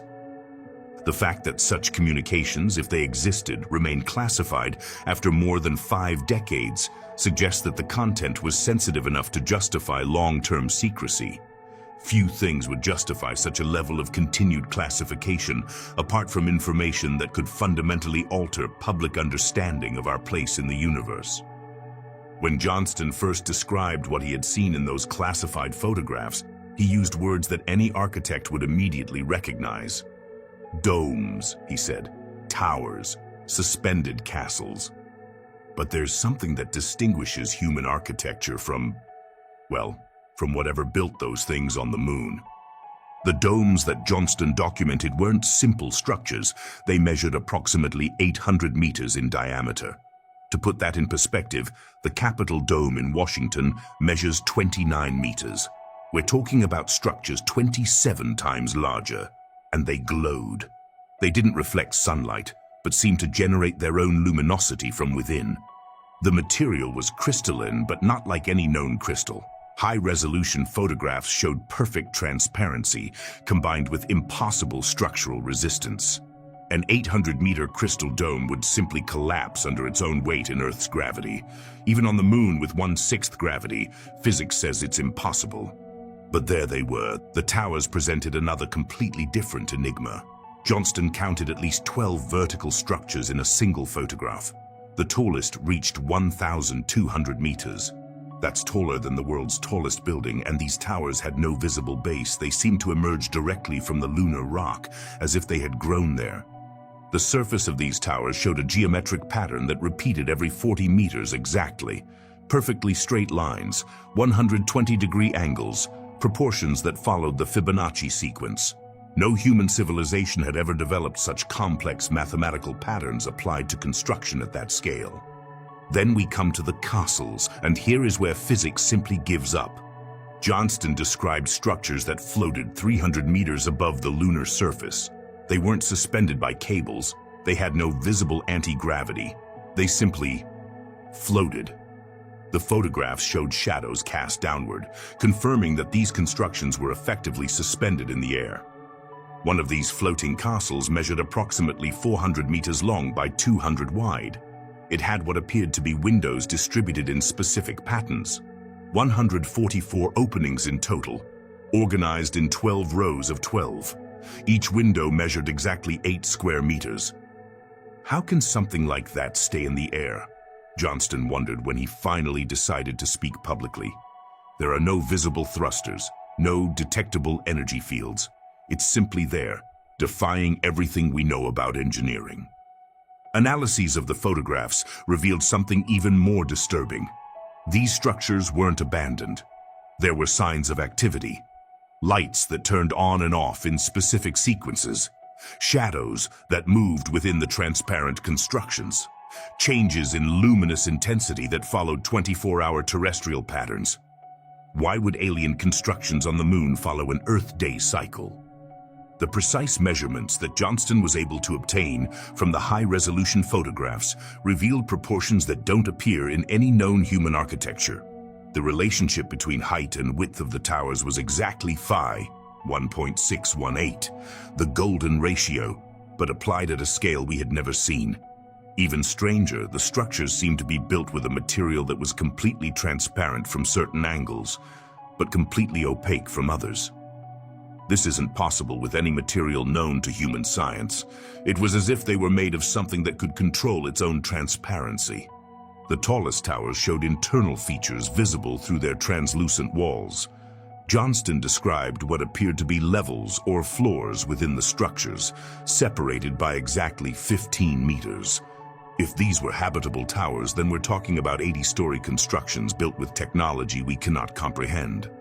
But perhaps most disturbing was the precision. Everything was perfectly aligned. The towers were distributed in a perfect hexagonal pattern, separated by exactly 2.7 kilometers between centers. The domes were positioned at the exact points where the lines connecting the towers intersected. This wasn't random construction, it was urban planning on a cosmic scale. Johnston also noticed that these structures weren't uniformly distributed across the lunar surface. They were concentrated in specific areas, mainly on the hidden side of the moon, as if whoever had built them wanted to keep them out of direct sight from Earth. And the photographs also revealed what appeared to be connections between the structures, thin lines, almost invisible, that extended between domes and towers. These lines weren't visible cables or tunnels, but something more subtle. When Johnston examined these connections with magnification equipment, he discovered they seemed to pulse with their own light. It was like a network, he would explain years later, as if all the structures were connected somehow, like a city with a nervous system. The implications of these design features are enormous. If these structures are connected and show signs of coordinated activity, then they aren't ancient ruins. They are functional installations operated by some kind of intelligence, and that intelligence has been watching Earth for who knows how long. Analyses of the shadows in the photographs allowed Johnston to calculate not only the dimensions of the structures, but also their approximate age. The pattern of lunar dust erosion around the bases of the towers suggested they had been there for at least several thousand years, possibly much longer. This means that when the first humans were developing agriculture, when we were building the first cities, when we were inventing writing, there were already alien cities on the moon, observing our progress. The strangest features of these constructions were the changes that Johnston observed between photographs taken on different Apollo missions. The structures weren't static. They moved, not from place to place, but they changed configuration. Towers that appeared extended in one photograph appeared contracted in another. Domes that glowed intensely in one image appeared dimmed in the next. It was as if these structures were alive, as if they could adapt, change, respond to stimuli. Johnston kept these photographs for decades, knowing they were the most important evidence humanity had ever found. Evidence that we are not alone. Evidence that there is superior intelligence operating in our solar system. Evidence that this intelligence has been watching us for millennia. And NASA wanted him to destroy all of that. NASA's cover-up of alien evidence is not the result of an impulsive decision or institutional panic. It is a carefully orchestrated strategy that involves multiple levels of government, intelligence agencies, and corporate interests. The reasons behind this silence go much deeper than simply avoiding public panic. The first motive is national security in its purest form. If alien technology accessible on the moon exists, the country that achieves access to that technology first would have a military advantage that could last generations. Imagine weapons that operate under physical principles we don't even understand. Propulsion systems that would allow instantaneous space travel. Energy sources that would make all fossil fuels obsolete. The strategic potential is so enormous that it justifies any level of secrecy. National security analysts understand that public revelation of alien technology would create an arms race that would make the Cold War seem like a minor disagreement. Every nation with space capabilities would be desperately competing for access to lunar sites that might contain advanced technology. The result would be a level of international conflict that could threaten global stability. But the motives go beyond immediate military considerations. The entire global economic system is built on certain assumptions about resource scarcity and technological limitations. If alien technology could provide unlimited energy, cheap space travel, or advanced manufacturing capabilities, entire industries would become obsolete overnight. Financial markets would collapse, investments in traditional energy infrastructure would become worthless. Countries whose economies depend on oil exports would face instant bankruptcy. The level of economic disruption would be more devastating than any financial crisis in history. The corporations with the most to lose include not only energy companies, but also aerospace manufacturers, telecommunications companies, and practically any industry that depends on technology that could be revolutionized by access to alien knowledge. These entities have massive political influence and resources to ensure that information threatening their interests remains classified. The political control aspect of the cover-up is equally critical. Governments derive their authority partly from being the primary sources of important information and protection for their citizens. If it were revealed that they had been hiding the most important evidence in human history for decades, public trust in governmental institutions could collapse completely. The revelation of alien contact would also raise fundamental questions about religion, philosophy, and humanity's place in the universe that many leaders are not prepared to address. Established belief systems would face existential crises. Social structures based on assumptions about human uniqueness could disintegrate. The costs of secrecy, however, have been increasing exponentially over time. Maintaining a cover-up of this scale requires massive resources. Specialized personnel must be trained and maintained. Censorship technologies must be developed and constantly updated. Potential witnesses must be monitored and, when necessary, silenced. The black budget required for these operations probably exceeds the public operational budgets of many government agencies. The money comes from classified sources and is channeled through multiple organizations to avoid detection, but the total cost is astronomical. More significant is the cost in terms of lost scientific advancement. If scientists could study alien technology openly, advances in physics, engineering, and medicine could be decades or centuries ahead of where they are now. Cures for diseases, solutions for climate change, and technologies that could dramatically improve human life are being withheld to protect political and economic interests. The compartmentalization necessary to maintain secrecy also means that even many NASA employees don't know the full extent of what their agency has discovered. Only those with the highest security clearances and specific need to know have access to complete information. This creates a situation where most NASA employees sincerely believe there is no evidence of alien life because they have never seen that evidence. The long-term damage to scientific credibility is impossible to calculate. When the truth eventually emerges, as it inevitably must, public trust in official scientific institutions will be devastated. Generations of scientists who have built careers on incomplete theoretical frameworks will discover they have been operating with fundamentally incorrect information. Security protocols to maintain the cover-up include not only document classification and access restrictions, but also active monitoring of current and former employees. Communications are monitored, movements are tracked, personal associations are evaluated for security risk. Employees who show signs of wanting to reveal information are subjected to intense psychological pressure. Tactics include threats to professional careers, loss of pension benefits, potential legal actions, and even implications that personal or family security could be at risk. Some former employees have reported being followed by unidentified agents after leaving NASA. Their communications have been intercepted. Their new employers have received anonymous calls questioning their reliability. The message is clear: silence is not optional even after leaving the agency. The internal justification for these intimidation tactics is that classified information represents a threat to national security that justifies extraordinary measures to protect it.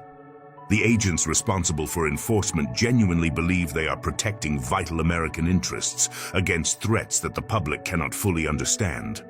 But the system has also created a culture of paranoia within space agencies, where employees are constantly aware that they are being monitored and evaluated for their adherence to security protocols. This atmosphere of constant suspicion has led some of the best scientists and engineers to leave the field entirely. The irony is that the cover-up designed to protect national advantages may actually be impeding the progress that could secure those advantages. If American scientists could study alien technology openly, the United States could develop capabilities that would make concerns about other countries gaining access to the same technology irrelevant. Instead, secrecy has created a situation where progress is paralyzed by fear, and all of humanity is losing opportunities for advancement that could benefit all nations. The cost of maintaining secrecy may eventually exceed any benefit that secrecy was intended to protect. There is something fundamentally strange about the moon that most people never notice, but that has been disturbing lunar geologists since the first Apollo missions. something that defies every model we have about how our natural satellite was formed. Lunar craters don't behave as they should. According to everything we know about asteroid and meteorite impacts, craters should have dramatically different depths depending on the size, speed, and angle of the object that created them. A small asteroid moving fast should create a shallow crater. A massive meteorite moving slowly should create a deep crater. Angled impacts should create elliptical craters. Direct impacts should create deep circular craters. But that's not what we see on the moon. Lunar craters, regardless of their size, have the same relative depth. A 10-kilometer diameter crater has the same depth-to-diameter ratio as a 100-kilometer crater. It's as if something were limiting how deep impacts can penetrate. Dr. Carl Sagan once commented that this uniform pattern was as if there were a hard layer of metal a few kilometers beneath the surface. But that observation was quickly withdrawn from scientific circulation because the implications were too disturbing to consider. If there is an artificial metallic layer beneath the lunar surface, then the moon is not a natural celestial body. It is a construction. Seismic data from the Apollo missions revealed another impossible anomaly. When the Apollo 12 lunar module deliberately crashed against the lunar surface for research purposes, the moon rang like a bell for more than an hour. Seismometers detected vibrations that lasted much longer than should be possible if the moon were a solid body. A solid object absorbs shock waves quickly, but a hollow object amplifies and sustains them. Apollo seismic data suggested that the moon could be partially hollow, with massive internal spaces that allowed vibrations to reverberate for extended periods. Official geologists explained this data by suggesting that the moon has an unusual internal structure with natural cavities formed by ancient volcanic processes. But the scale and distribution of these cavities, according to seismic data, was inconsistent with any known geological process.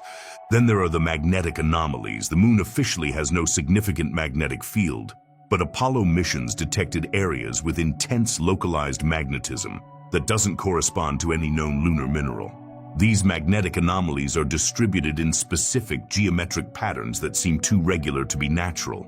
An analysis of these magnetic anomalies, carried out by independent researchers using publicly available NASA data, revealed that they are organized in a hexagonal network covering specific areas of the lunar surface. The hexagons have sides of exactly 47.3 kilometers, and the intersection points correspond exactly to locations where Johnston reported having seen artificial structures in the classified photographs. Coincidence? Statisticians calculate that the odds of such correlation occurring by chance are approximately 1 in 847 million. Rock samples brought back by Apollo missions also contained anomalies that were never adequately explained. Some fragments contain metallic alloys that don't occur naturally anywhere in the known solar system. Metals that had been processed in some way that required temperatures and pressures that don't exist naturally in planetary bodies. A detailed chemical analysis of these anomalous samples, carried out by independent laboratories, revealed evidence of artificial manufacture. The alloys showed crystalline structure that can only be produced by controlled industrial processes. Some of the metals had been refined to purity levels that require advanced technology. NASA explained these findings as the result of unique lunar formation processes that don't occur on Earth. But several materials scientists who examined the samples privately concluded that they showed unequivocal evidence of intelligent industrial processing. The moon's rotation presents another anomaly that astronomers have been ignoring for decades. The synchronized rotation that keeps the same side of the moon always facing Earth is statistically so improbable that most lunar formation models predict it should never have occurred naturally. Even stranger, the moon's orbit is an almost perfect circle. All other known satellites in the solar system have elliptical orbits. The mathematical precision of the lunar orbit suggests it was deliberately placed in its current position, not naturally captured by Earth's gravity. Orbital mechanics calculations indicate that for the moon to naturally maintain its perfect circular orbit and synchronized rotation, it would have had to be placed in that position with a tolerance precision of less than 0.01%. That precision is beyond what is possible by known natural processes. Computer models that attempt to simulate the moon's natural formation consistently fail to produce the characteristics we observe. The impacts that would have created the moon should have resulted in highly eccentric elliptical orbits and rotation periods that are not synchronized with the orbit. Some researchers have proposed that the moon is an artificial satellite placed in its current position by an advanced civilization in the distant past. This artificial moon hypothesis would explain all the observed anomalies: the uniform craters, the hollow internal structure, the magnetic anomalies, the processed alloys, and the impossible orbit. The hypothesis would also explain why the moon is proportionally so large compared to Earth. No other planet in the solar system has a satellite that is so relatively large. The size-mass relationship between Earth and the moon is unique, suggesting that the moon was not formed by processes that created other planet-satellite systems. If the moon is artificial, then the structures that Johnston saw in the classified photographs are not constructions on the moon, but parts of the moon itself. The surface we see could be just an outer layer that conceals an enormous space station that has been operating for millennia. This perspective puts all the evidence in a different context. UFOs observed near the moon would not be visitors from another stellar system, but operators of the moon itself. Secret lunar bases would not be human or alien constructions on the lunar surface, but access to internal systems of a megastructure we have been calling our natural satellite. Apollo mission data supporting these conclusions has been reinterpreted multiple times by NASA to avoid the most disturbing implications. But the cumulative evidence is increasingly difficult to explain with natural formation models. If the moon is truly an artificial satellite, then the question is not who built structures on the moon, but who built the moon itself, and why they placed it exactly where it could observe and influence the development of civilization on Earth. The data is there in public archives, waiting for someone with the right analytical tools to examine it without the prejudices of established astronomical models. Each new mission to the moon provides more data supporting the artificial construction hypothesis, but that data is routinely reinterpreted to avoid conclusions that would fundamentally change our understanding of our place in the cosmos.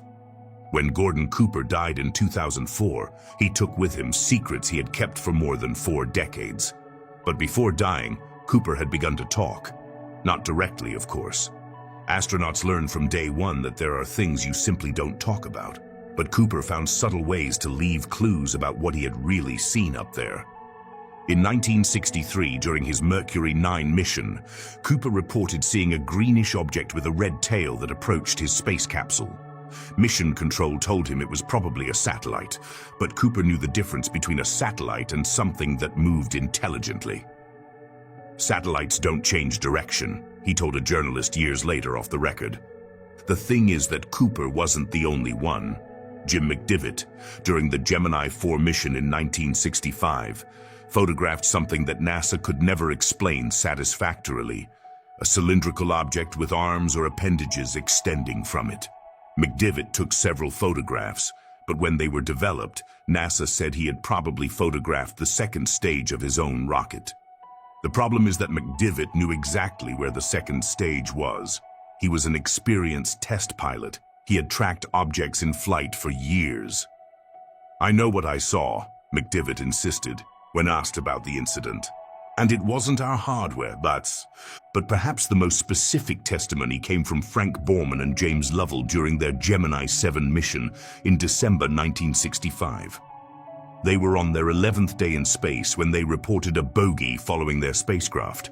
Mission Control told them it was probably the Titan II rocket that had launched the Gemini 6 mission. But there was a problem with that explanation. The Titan II had exploded during launch 3 days before. Lovell, who was never one to make up stories, described the object as definitely artificial and under intelligent control. It followed their spacecraft for more than 2 orbits, maintaining a constant distance of approximately 3,000 meters. When Gemini 7 changed altitude, the object also changed. When they accelerated, it accelerated.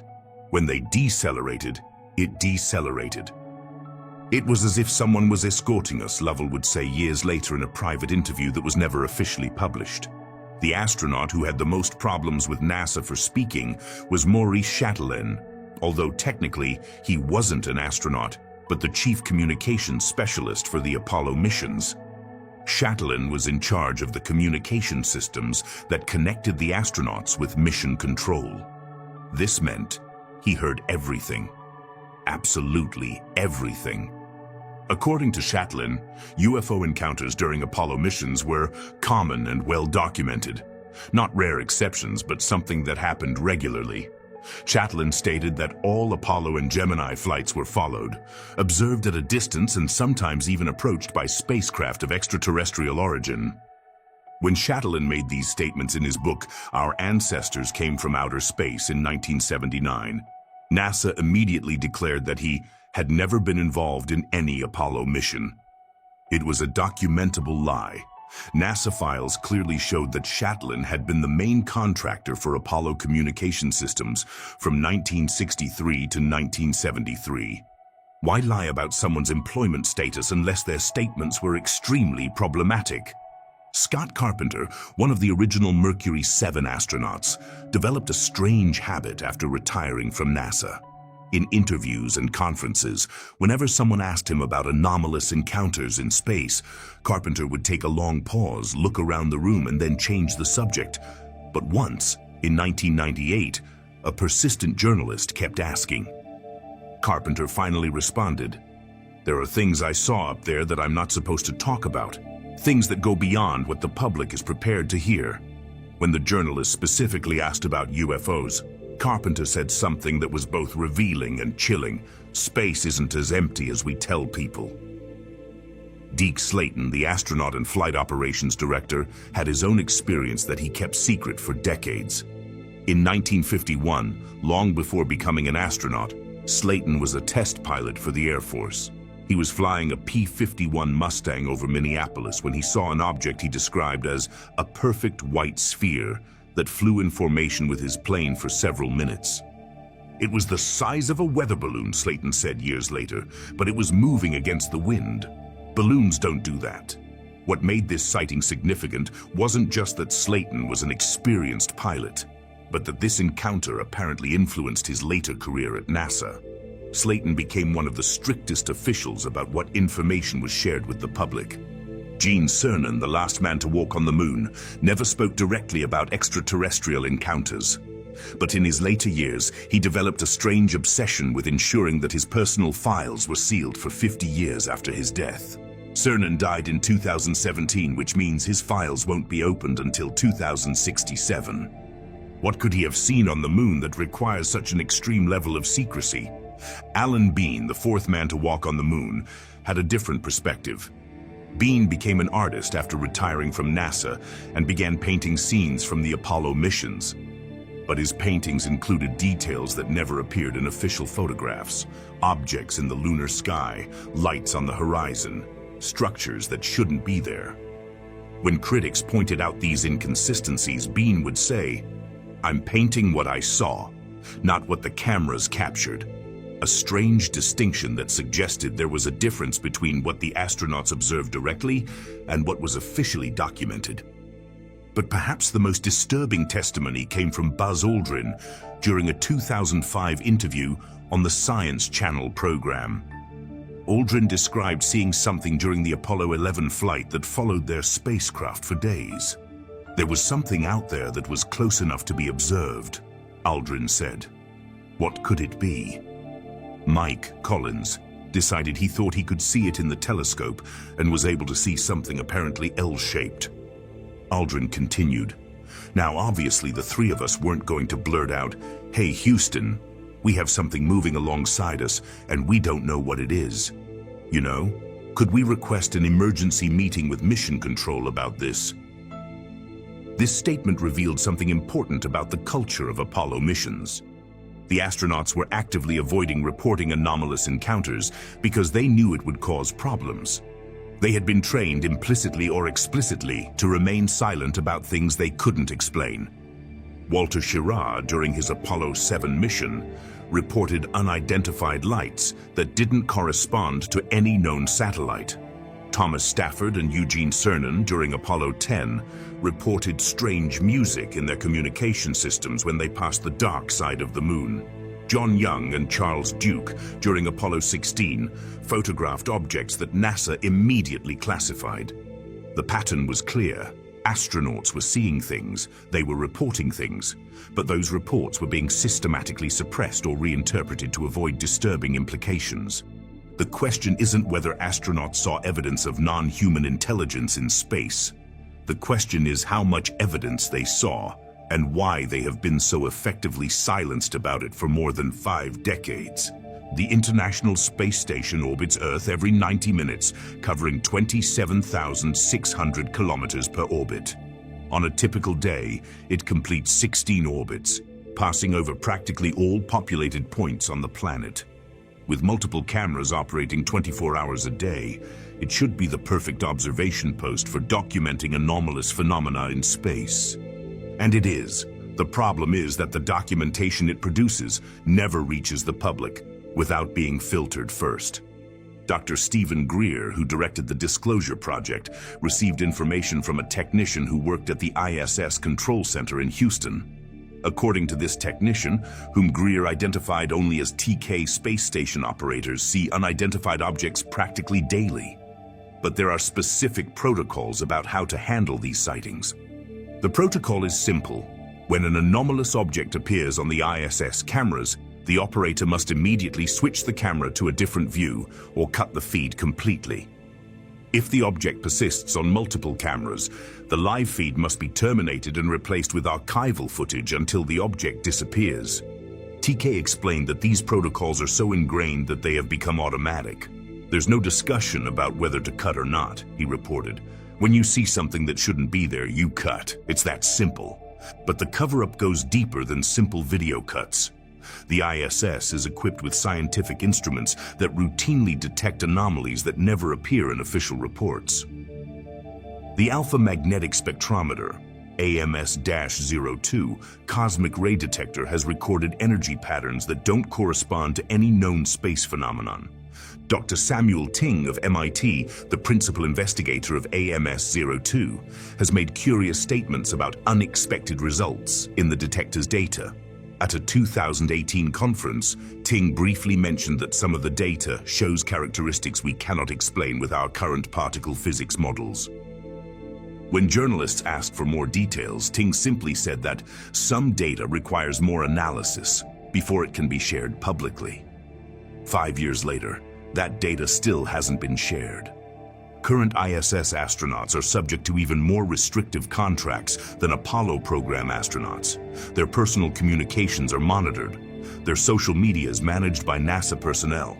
Even their interviews from space are pre-scripted with approved questions and reviewed answers. Samantha Cristoforetti, the Italian astronaut who spent 200 days on the ISS in 2014 to 2015, developed a strange habit during her live transmissions. She frequently looked toward the station's windows with an expression that observers described as worried or distant. When mission controllers asked her what she was looking at, she invariably responded, "Nothing, just the stars." But video analysis by independent observers noted that these distracted looks occurred precisely when the ISS was passing over specific areas of Earth where historically high levels of UFO activity have been reported. Chris Hadfield, the Canadian astronaut who became famous for his videos from the ISS, has a particular story about his last day in space. During a subsequent interview, Hadfield mentioned that, "There was something I saw on my last day that made me question everything I thought I knew about space." When the interviewer specifically asked what he had seen, Hadfield took a long pause and then said, "There are things up there that go beyond our current understanding, and maybe that's all I should say about it." The ISS is also equipped with radar systems that can detect objects at distances up to 2,000 kilometers. These systems routinely identify objects that don't appear in any official satellite or space debris catalog.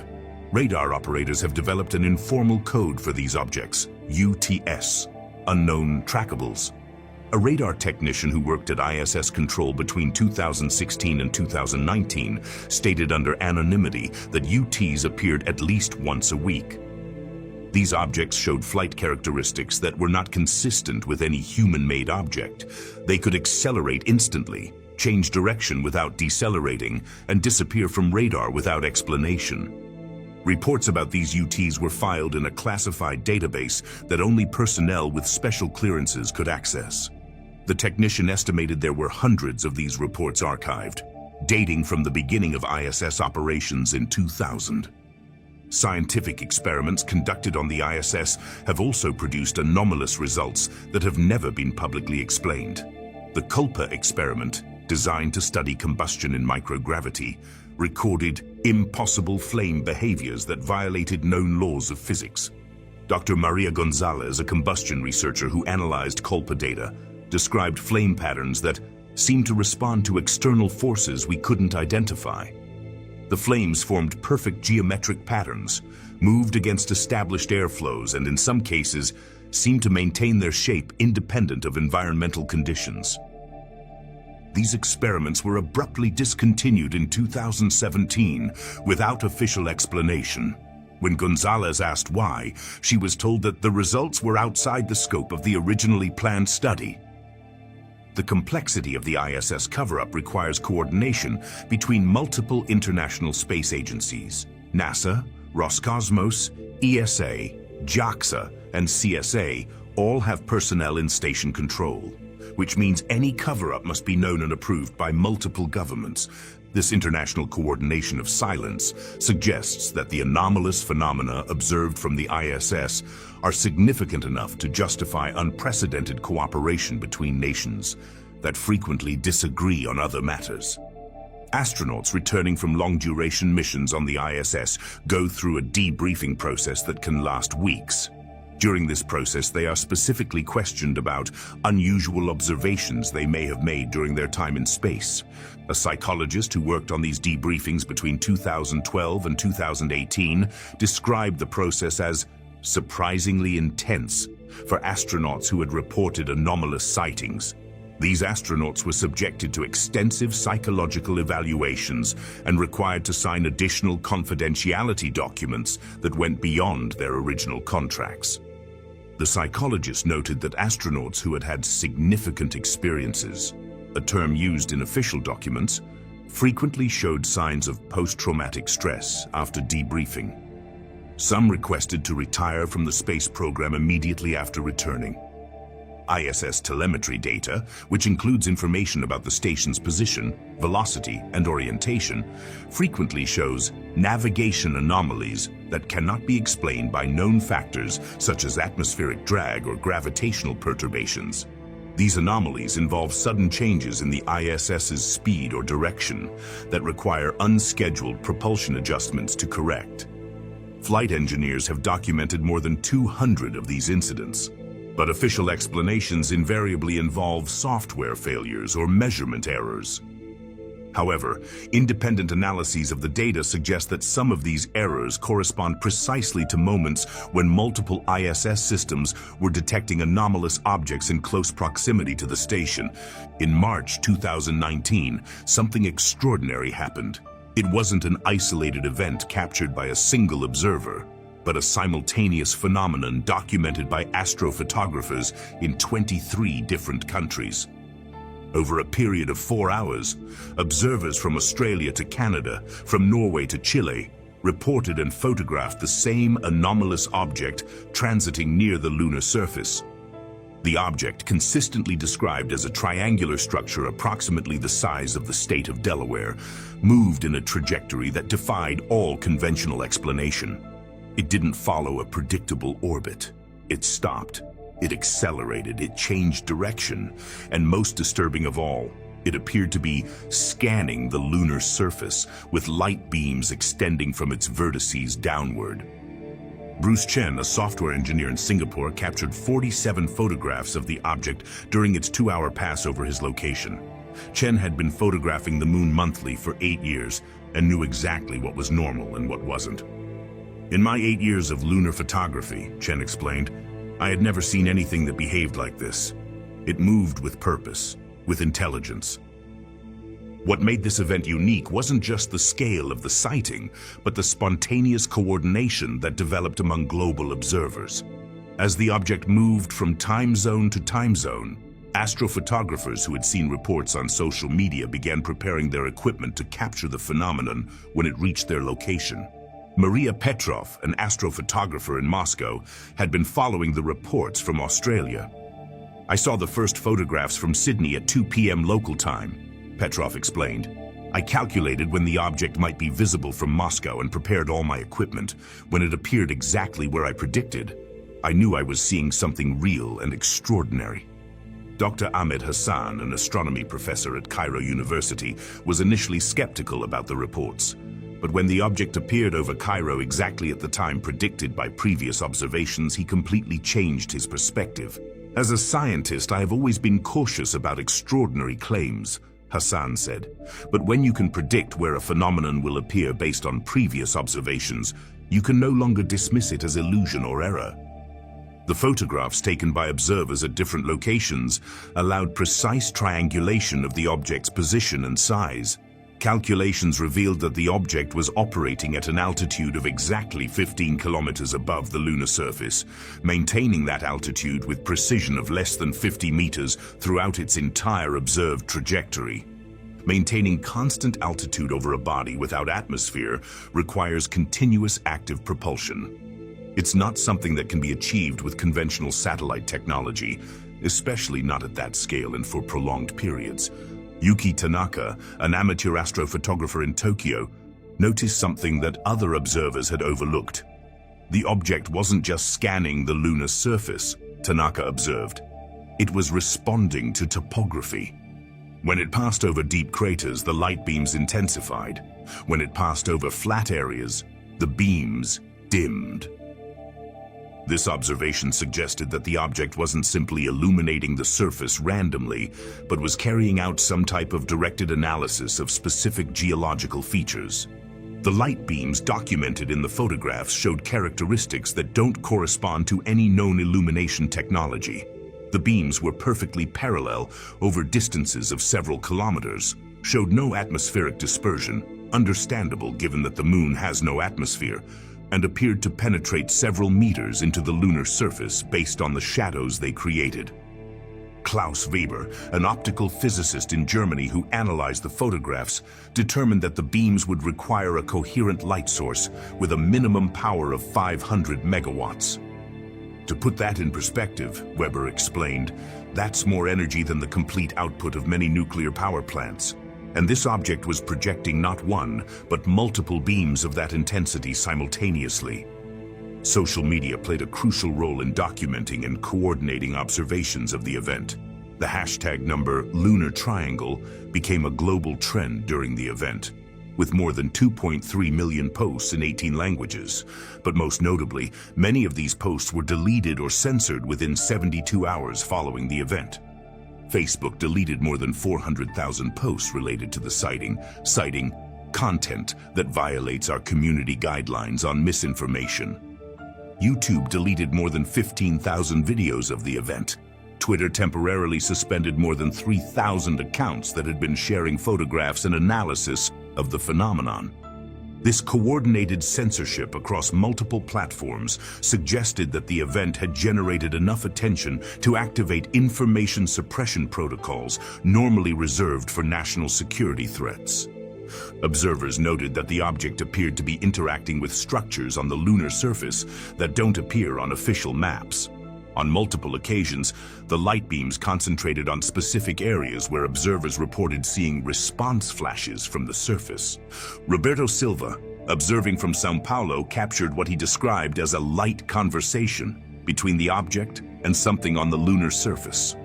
The object sent a specific pattern of pulses, and after a few seconds you would see flashes from the surface in the same pattern, Silva described. It was like watching a conversation in a language of light. Spectroscopic analyses performed by observers with advanced equipment revealed that the light from the beams contained frequencies that don't appear in any known light source. Dr. Lisa Chen, unrelated to Bruce Chen, a spectroscopist in Vancouver, documented spectral lines that don't correspond to any element in the periodic table. This spectroscopic evidence suggested that the technology responsible for the beams operated under physical principles we don't fully understand. The event ended as abruptly as it had begun. After 4 hours of documented activity, the object simply disappeared. It didn't gradually move away or fade into the distance. One moment it was there, clearly visible in telescopes around the world, and the next it had completely vanished. Attempts to track the object after its disappearance proved fruitless. Ground-based radars that had been monitoring the event reported that the object had simply ceased to exist on their screens. The official response from space agencies to the event was notable for its uniformity. NASA, ESA, Roscosmos, and JAXA all issued nearly identical statements within 6 hours of the event, describing the sightings as probably the result of an atmospheric optical phenomenon combined with elevated social expectations. This coordination in official response, especially considering time zone differences and the typical complexity of interagency communications, suggested that response protocols for such events were already in place. Dr. Michael Torres, a sociologist who studies mass phenomena, pointed out something significant about the event. What we saw in March 2019 was the first truly global documentation of an anomalous phenomenon in real time. Technology had finally reached the point where information suppression became practically impossible. Torres argued that events like the Lunar Triangle represent a turning point in disclosure of anomalous phenomena. When you have thousands of independent observers with scientific quality equipment, all documenting the same event simultaneously, it becomes very difficult to maintain conventional explanations. Data from the event continues to be analyzed by independent researchers around the world. Each additional analysis reveals new aspects that challenge conventional explanations and support the conclusion that global observers documented evidence of technology that is significantly more advanced than anything in the current human arsenal.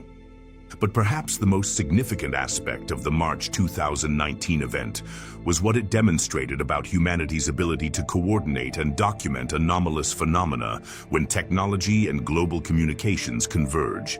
For the first time in history, a truly extraordinary event was documented simultaneously by observers around the world, creating a record that is practically impossible to suppress or explain through conventional means.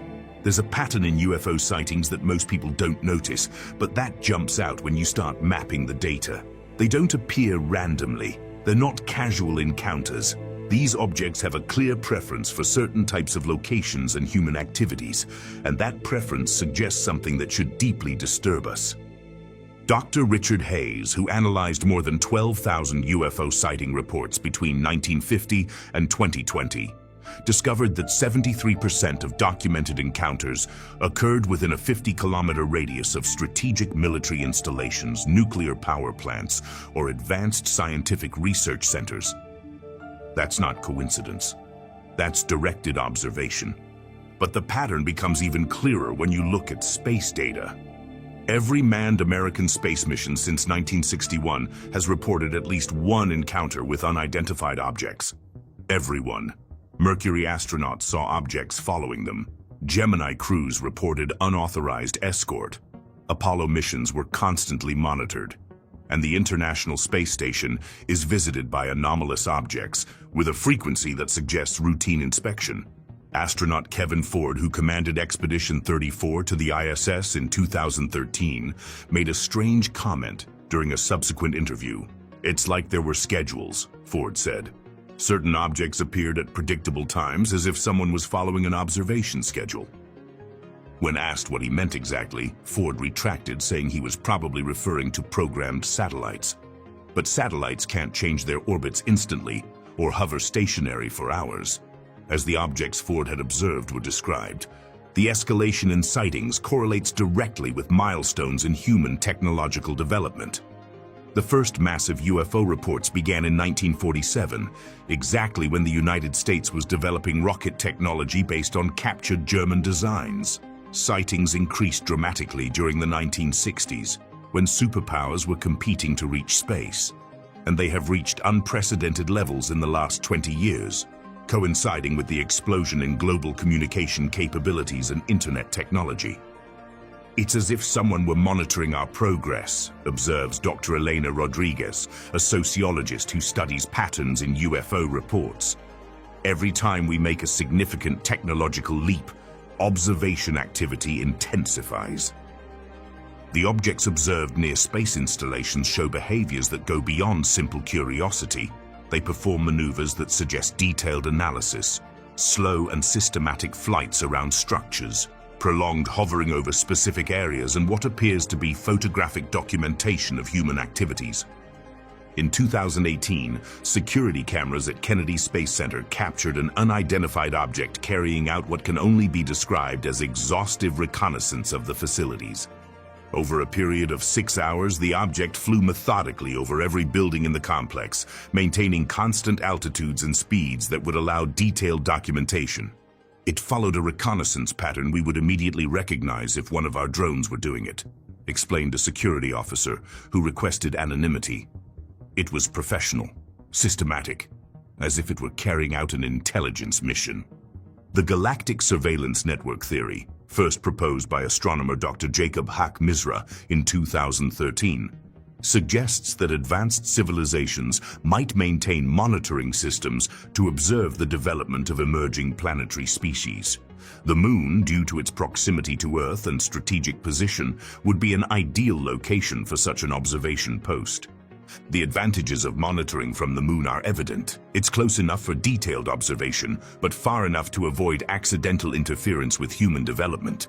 It has no atmosphere to interfere with sensors, and its far side would provide complete operational privacy from the terrestrial perspective. Dr. Michio Kaku, the theoretical physicist, has argued that a civilization advanced enough for interstellar travel would operate under what he calls non-interference protocols.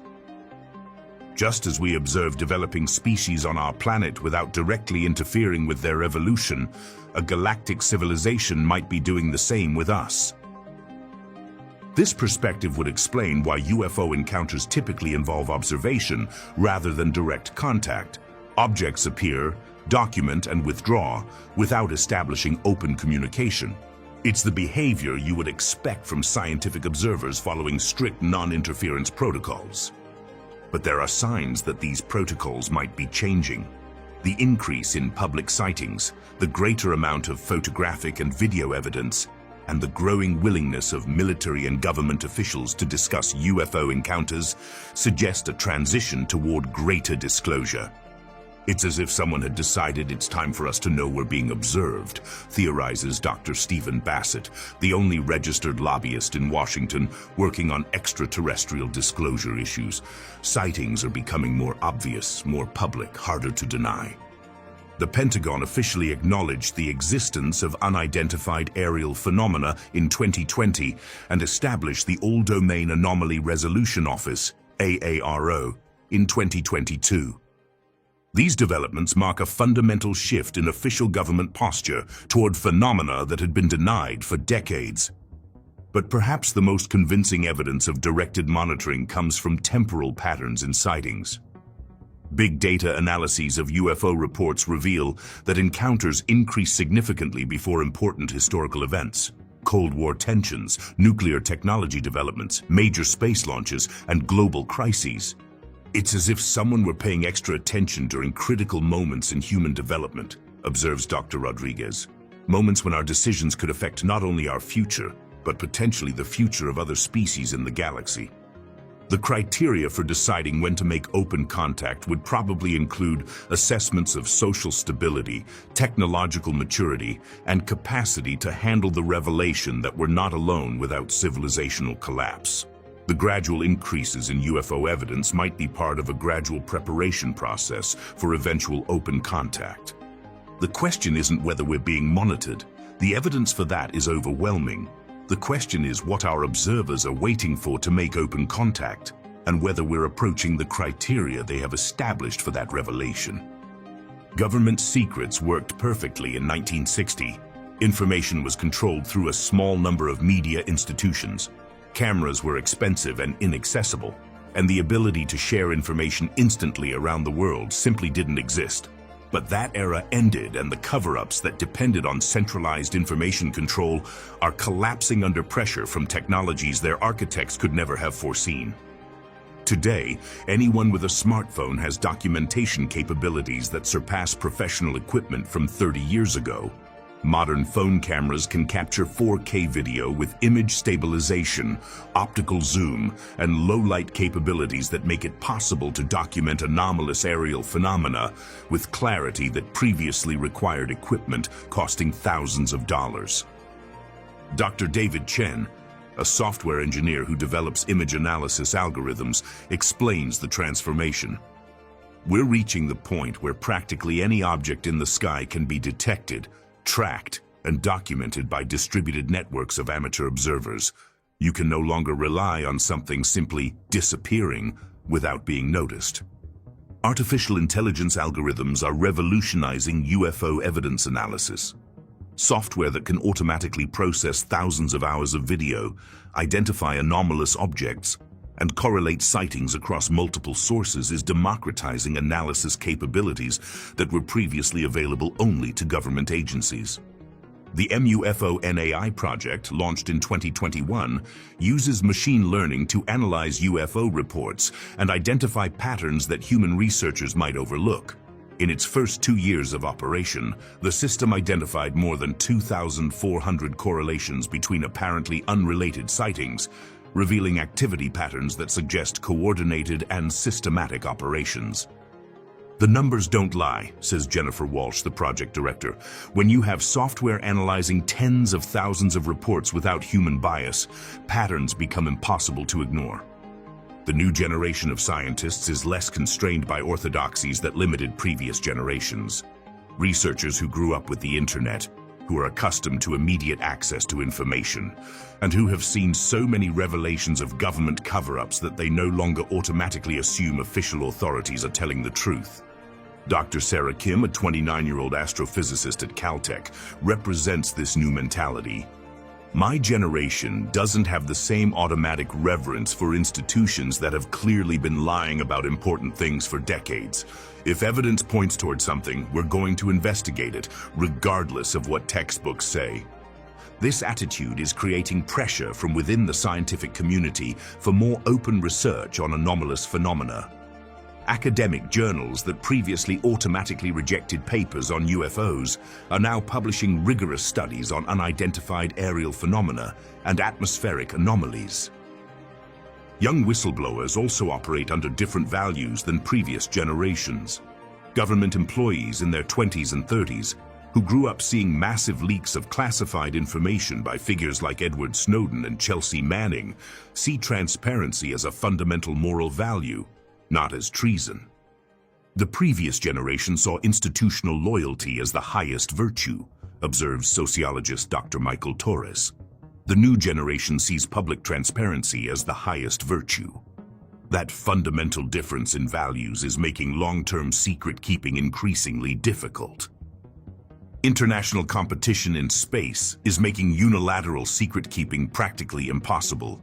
China, India, the European Union, and multiple smaller countries have developed independent space capabilities that can detect and document activities the United States would prefer to keep secret.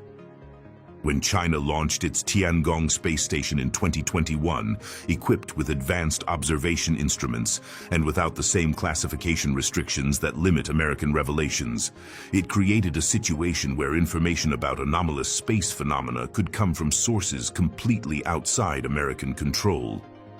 The era of one country controlling information about space activities has ended, explains space policy analyst Dr. James Patterson. Now you have multiple independent actors with advanced observation capabilities. Secrets that worked when only one or two nations had access to space become impossible to maintain in a multipolar environment. Private space companies add another layer of complexity to information control. SpaceX, Blue Origin, Virgin Galactic, and dozens of smaller companies operate with much less direct government oversight than traditional space programs. If employees of these companies observe or document anomalous phenomena, they're not subject to the same classification restrictions as government employees. Elon Musk, SpaceX's CEO, has made intriguing comments about the possibility of extraterrestrial life, suggesting that private space companies might be less reluctant to discuss anomalous encounters than government agencies. "If we see something up there we can't explain," Musk tweeted in 2022, "we'll definitely tell the world." Economic incentives for revealing advanced technology are also changing the equation. If a company could gain access to alien propulsion technology, the competitive advantages would be so enormous they could justify breaking classification agreements. The possibility of trillions of dollars in profits creates incentives that rival national security considerations. The accumulation of evidence is approaching what sociologists call a social tipping point, the moment when previously marginal information reaches sufficient critical mass to force mainstream recognition. Analyses suggest we're very close to that point for UFO disclosure. "You can suppress information when it comes from a few sources," explains Dr. Rodriguez. "But when you have thousands of independent sources documenting the same phenomena, when you have retired military officers making public statements, when you have high-quality video being shared instantly around the world, you reach a point where denial becomes harder to maintain than admission. The costs of maintaining the cover-up are escalating exponentially while benefits are diminishing. It requires increasingly more resources to suppress increasingly more sources of information, while the suppressed information becomes increasingly less critical to national security in a world where multiple countries have independent space capabilities. Government strategists understand that the cover-up will probably collapse, and some are arguing for controlled disclosure before uncontrolled disclosure occurs. It's better to control the timing and context of disclosure than to be forced to respond reactively to massive leaks, argues a former intelligence officer who requested anonymity. The transition toward greater transparency is already underway. The question isn't whether it's going to happen, but how fast, and whether the institutions responsible for the cover-up can maintain sufficient credibility to handle the transition in an orderly manner. The fire at the National Personnel Records Center in St. Louis on July 12, 1973, was officially caused by unknown causes. That's what the official report says. But what the report doesn't say is which specific files were destroyed, or why the fire suppression systems in that particular section of the building had been deactivated for maintenance the week before the fire. Among the 16 to 18 million military personnel records destroyed in that fire were the complete files of approximately 400 military personnel, who had been assigned to what internal documents called classified lunar operations between 1962 and 1973. Their service records, assignments, and any documentation of their activities simply ceased to exist. Colonel Robert Stevens, retired, was one of the few survivors of that program whose personal file had been maintained in a separate location due to his security clearance level. Stevens never spoke publicly about his assignments during those years, but his widow found documents after his death in 2018 that provide glimpses of what was happening. Among Stevens' papers were orders to report to a facility in Nevada that doesn't appear on any official map. The coordinates in the orders correspond to an area of desert that is officially undeveloped federal land. But modern satellite images clearly show extensive underground structures and landing strips that have been carefully camouflaged from above. Stevens' documents also included lists of equipment and supplies that were sent to this facility. The lists included items that made no sense for terrestrial operations: sealed life support systems, cosmic radiation protection suits, and navigation equipment designed for use in low-gravity environments. More intriguing, the lists included non-terrestrial manufactured components and alloys of unknown origin that were being sent both to and from the facility. This suggests they were not only studying extraterrestrial materials, but possibly manufacturing technology based on non-human principles. Stevens' wife found something else in his papers: photographs. Photographs that shouldn't exist. Images of what clearly appeared to be vehicles of non-human construction in underground hangars. The vehicles had shapes that didn't correspond to any known human aerospace design, disc-like forms without wings. surfaces that appeared to be made of metallized liquid material, and propulsion systems that had no visible openings for gas exhaust. One photograph showed Stevens standing next to one of these vehicles for scale. The object was approximately the size of a school bus, but without visible welds, without access panels, without any of the features you would expect in conventionally manufactured technology. It was as if it had been molded from a single piece of material. When Stevens' widow tried to share these photographs with researchers in 2019, she discovered they had been digitally altered. Someone had accessed her home and modified the images using sophisticated software to make the non-human objects look like conventional military equipment. But they had left one image unmodified, one that Stevens had kept in a safety deposit box at a bank. That unmodified image shows something that should have been impossible in 1967. Stevens is operating what appears to be a control console made of translucent material with symbols that don't correspond to any known human language. His hands are placed on sensors that are clearly not mechanical buttons or switches, but some type of neural or biometric control interface. Project Blue Paper, mentioned in documents that were accidentally included in a FOIA release in 1994 before being quickly withdrawn, apparently involved the systematic analysis of technology recovered from UFO crash sites. The briefly released documents indicated that between 1952 and 1969, specialized military teams had recovered technological components of unidentified origin from 17 different sites in the United States. These components were sent to the Nevada facility where Stevens was stationed for what the documents described as reverse engineering and capability assessment. The scientists and engineers assigned to the project apparently achieved significant advances in understanding the operational principles of this technology. The Blue Paper documents specifically mentioned advances in propulsion systems without reaction mass, controlled variable density materials, and neural interface control systems. These advances apparently led to the development of prototypes that incorporated alien principles with human engineering. But then, abruptly, all Project Blue Paper records disappeared.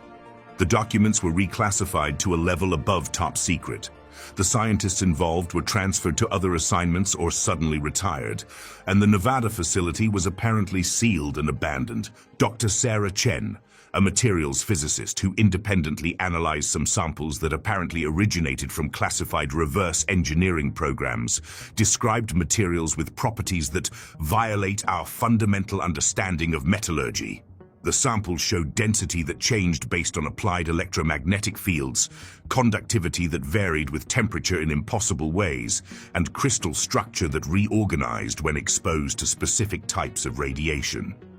These materials were clearly manufactured using processes we don't understand, Chen explained. There's no way they could have been produced with human technology, even current human technology, much less 1960s technology.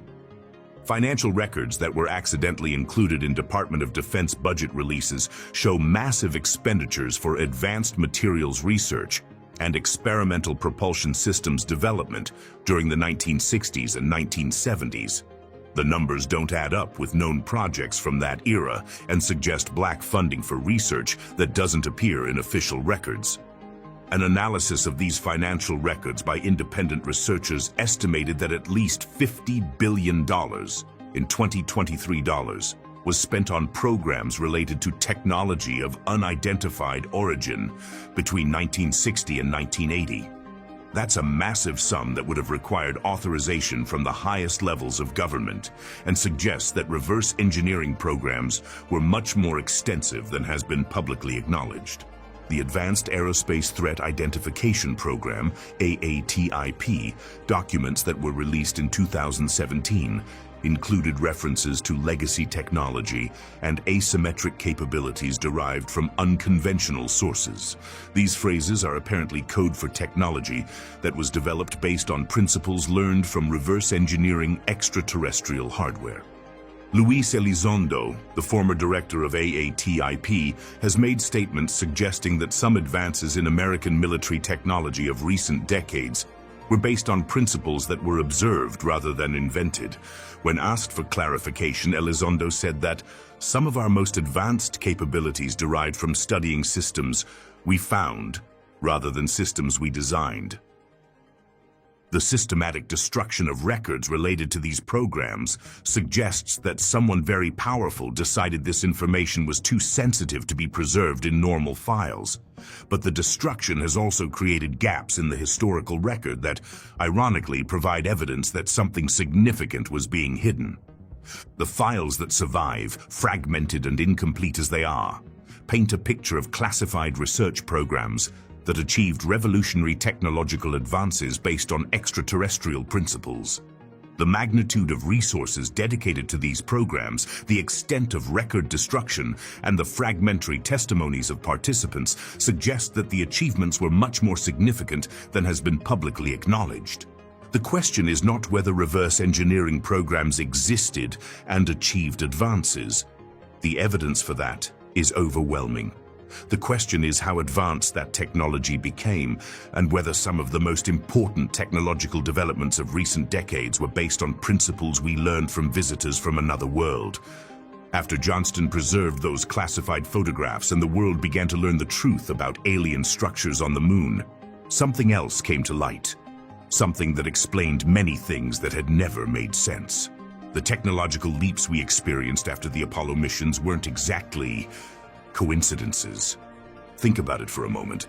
In the 70s, suddenly humanity started developing technologies that seemed straight out of science fiction. Computers that fit in a room instead of occupying entire buildings. Materials that didn't break, didn't wear out, didn't behave like anything we had seen before. And the thing is, these advances didn't follow a natural progression of research. The documents that Johnston managed to preserve didn't just show castles floating in the air and crystal domes. They also revealed something more disturbing. Evidence that NASA had been studying these objects from the first day they found them. And we're not talking about superficial studies, but deep analysis, molecular decomposition, reverse engineering of technology that was millennia ahead of us. In facilities with code names like Advanced Materials Laboratory and Experimental Propulsion Research Center, personnel with ultra-secret clearances worked on projects that officially didn't exist. These places had budgets that appeared buried in research and development line items from private contractors, but the reality was much more specific. They were dissecting extraterrestrial technology. The evidence was there, hidden in documents that were supposed to have been destroyed forever. Internal reports that spoke of non-terrestrial materials and alloys with impossible properties according to our current understanding of physics. Technical personnel described materials that self-repaired, that changed their properties according to temperature, that conducted electricity in ways that defied everything we knew. And then patents started appearing, thousands of classified patents that were kept secret for decades. Technologies that, according to official documents, had been internally developed by companies like Lockheed Martin, Boeing, and other defense contractors. But internal reports told a different story. These companies hadn't invented anything. They were copying, adapting, trying to understand how technology from a civilization that had mastered space travel when we had barely invented the wheelworks. Advances in computing were the most obvious. In 1970, a computer that could do basic calculations occupied an entire room. By 1980, we had personal computers. By 1990, the internet. The leap was too fast, too dramatic, and Johnston's documents showed why. NASA had found computing devices in the lunar structures, devices that processed information using principles our scientists couldn't even understand, crystals that stored data in ways that seemed impossible, systems that responded to direct thought without need for physical interfaces. The black laboratories worked day and night trying to decipher these systems. They couldn't copy them exactly, but they did manage to understand some basic principles. And those principles became the transistors, microchips, storage systems that revolutionized the world. Telecommunications followed the same pattern, satellites that could maintain perfect communication across impossible distances. Transmission technology that didn't suffer interference, that didn't degrade with distance. The extraterrestrials had solved problems we didn't even know existed. But the real breakthrough came in medicine. The beings that built those lunar structures had an understanding of the body that surpassed everything we had achieved. Classified documents described medical devices that could diagnose diseases with just a touch, that could repair damaged tissue using directed energy, that could stop cellular aging. We couldn't copy all this directly, but we did learn principles. And those principles became magnetic resonance imaging, laser surgery, treatments that saved millions of lives. All derived from technology we found on the moon. The cost of keeping all this secret was devastating.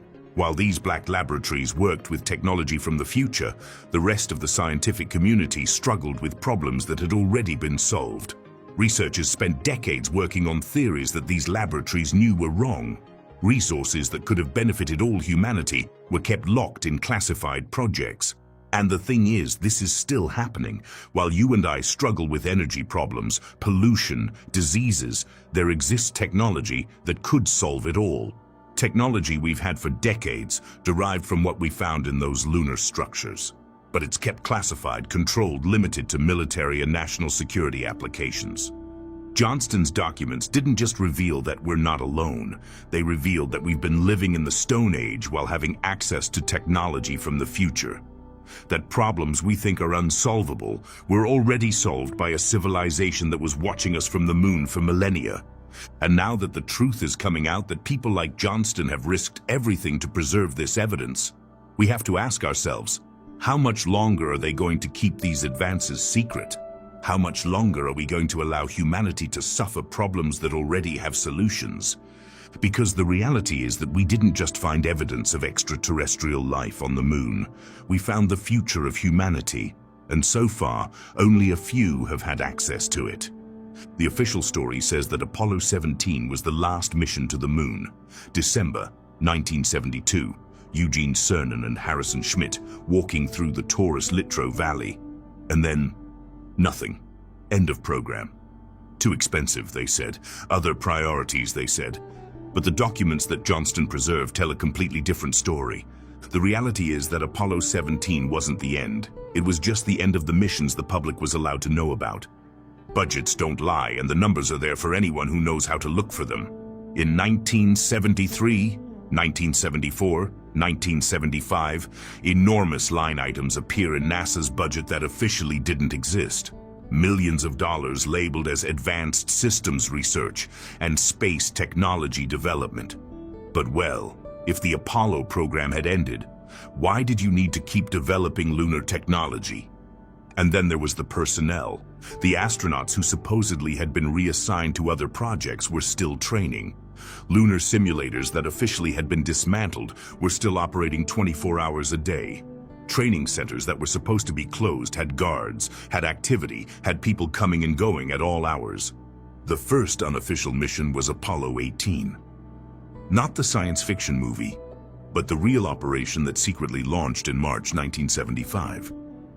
Its objective was simple: assess threats to American installations that already existed on the lunar surface.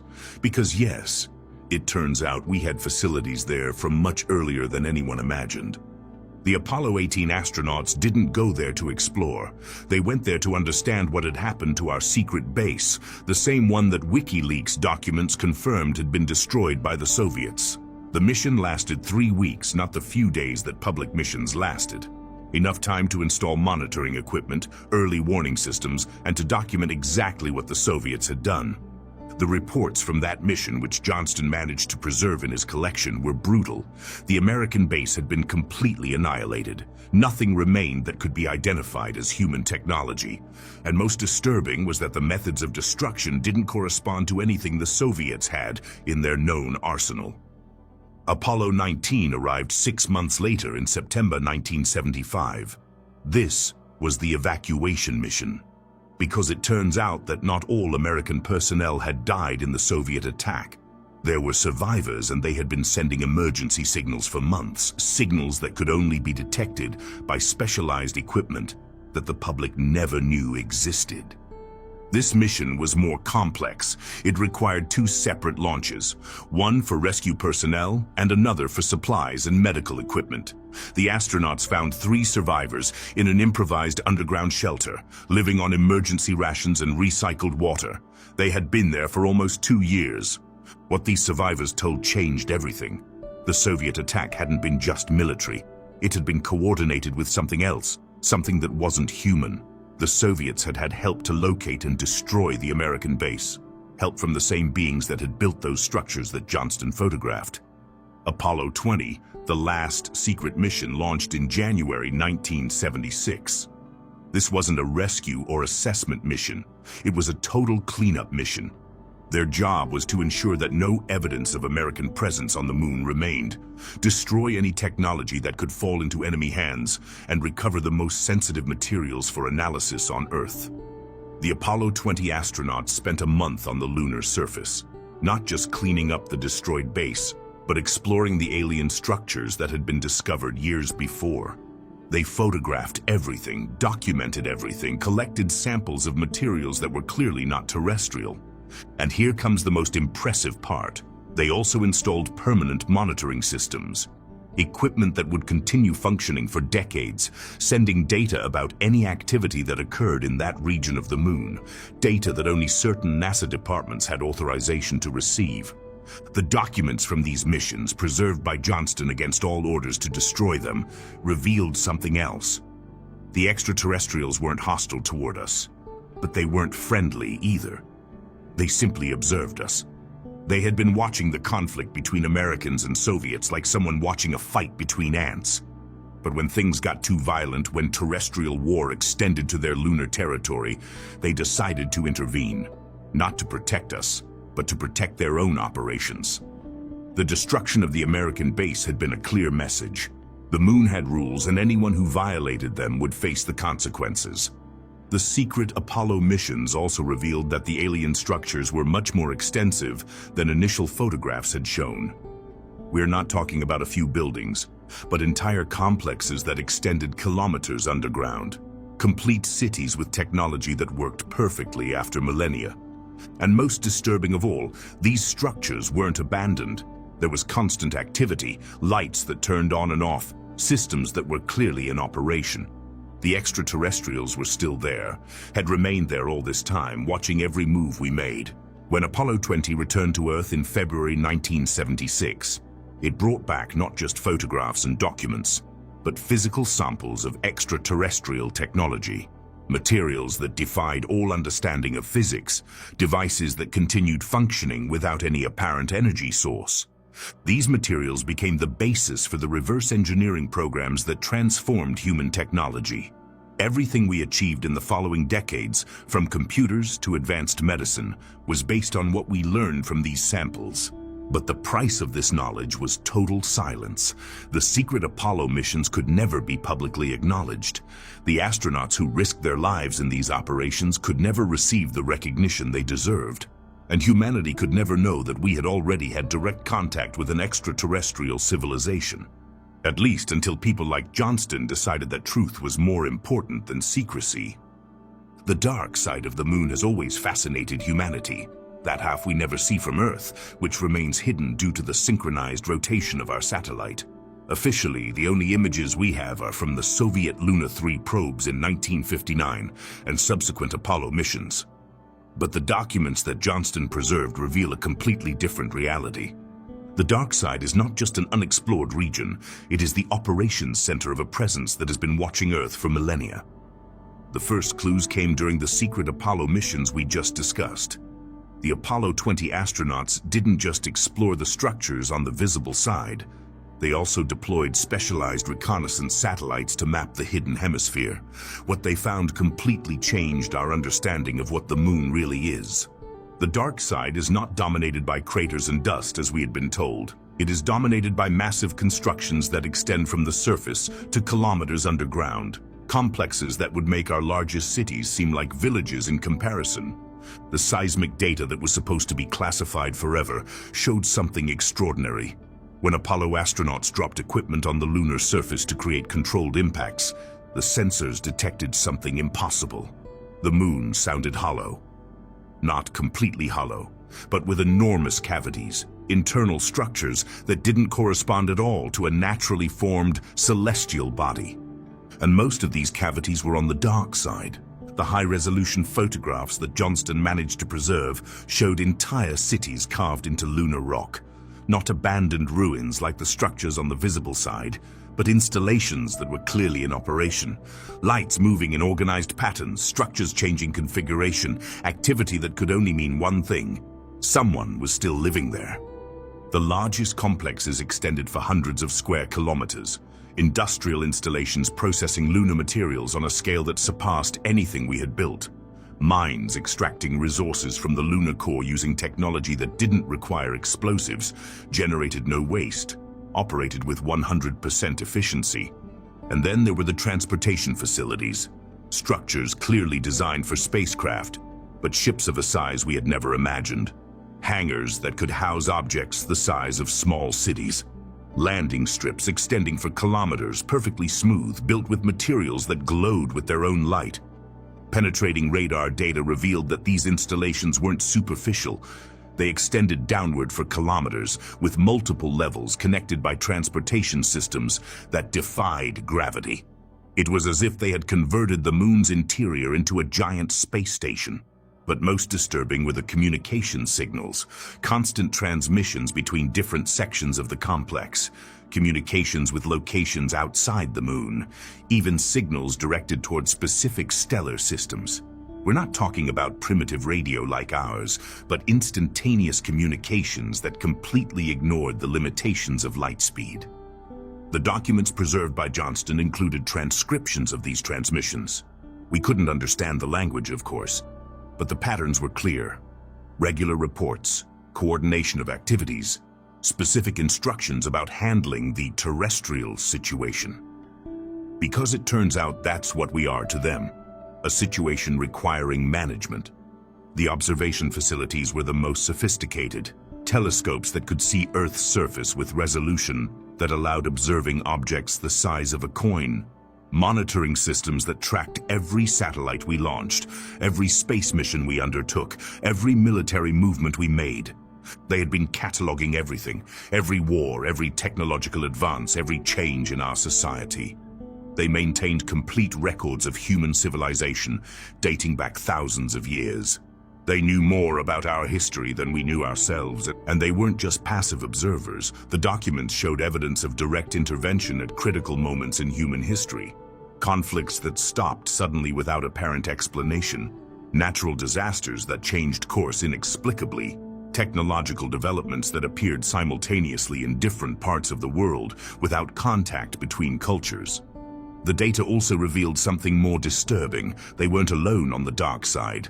There were multiple species operating from different complexes, distinct technologies, different architectures, even completely separate artificial ecosystems.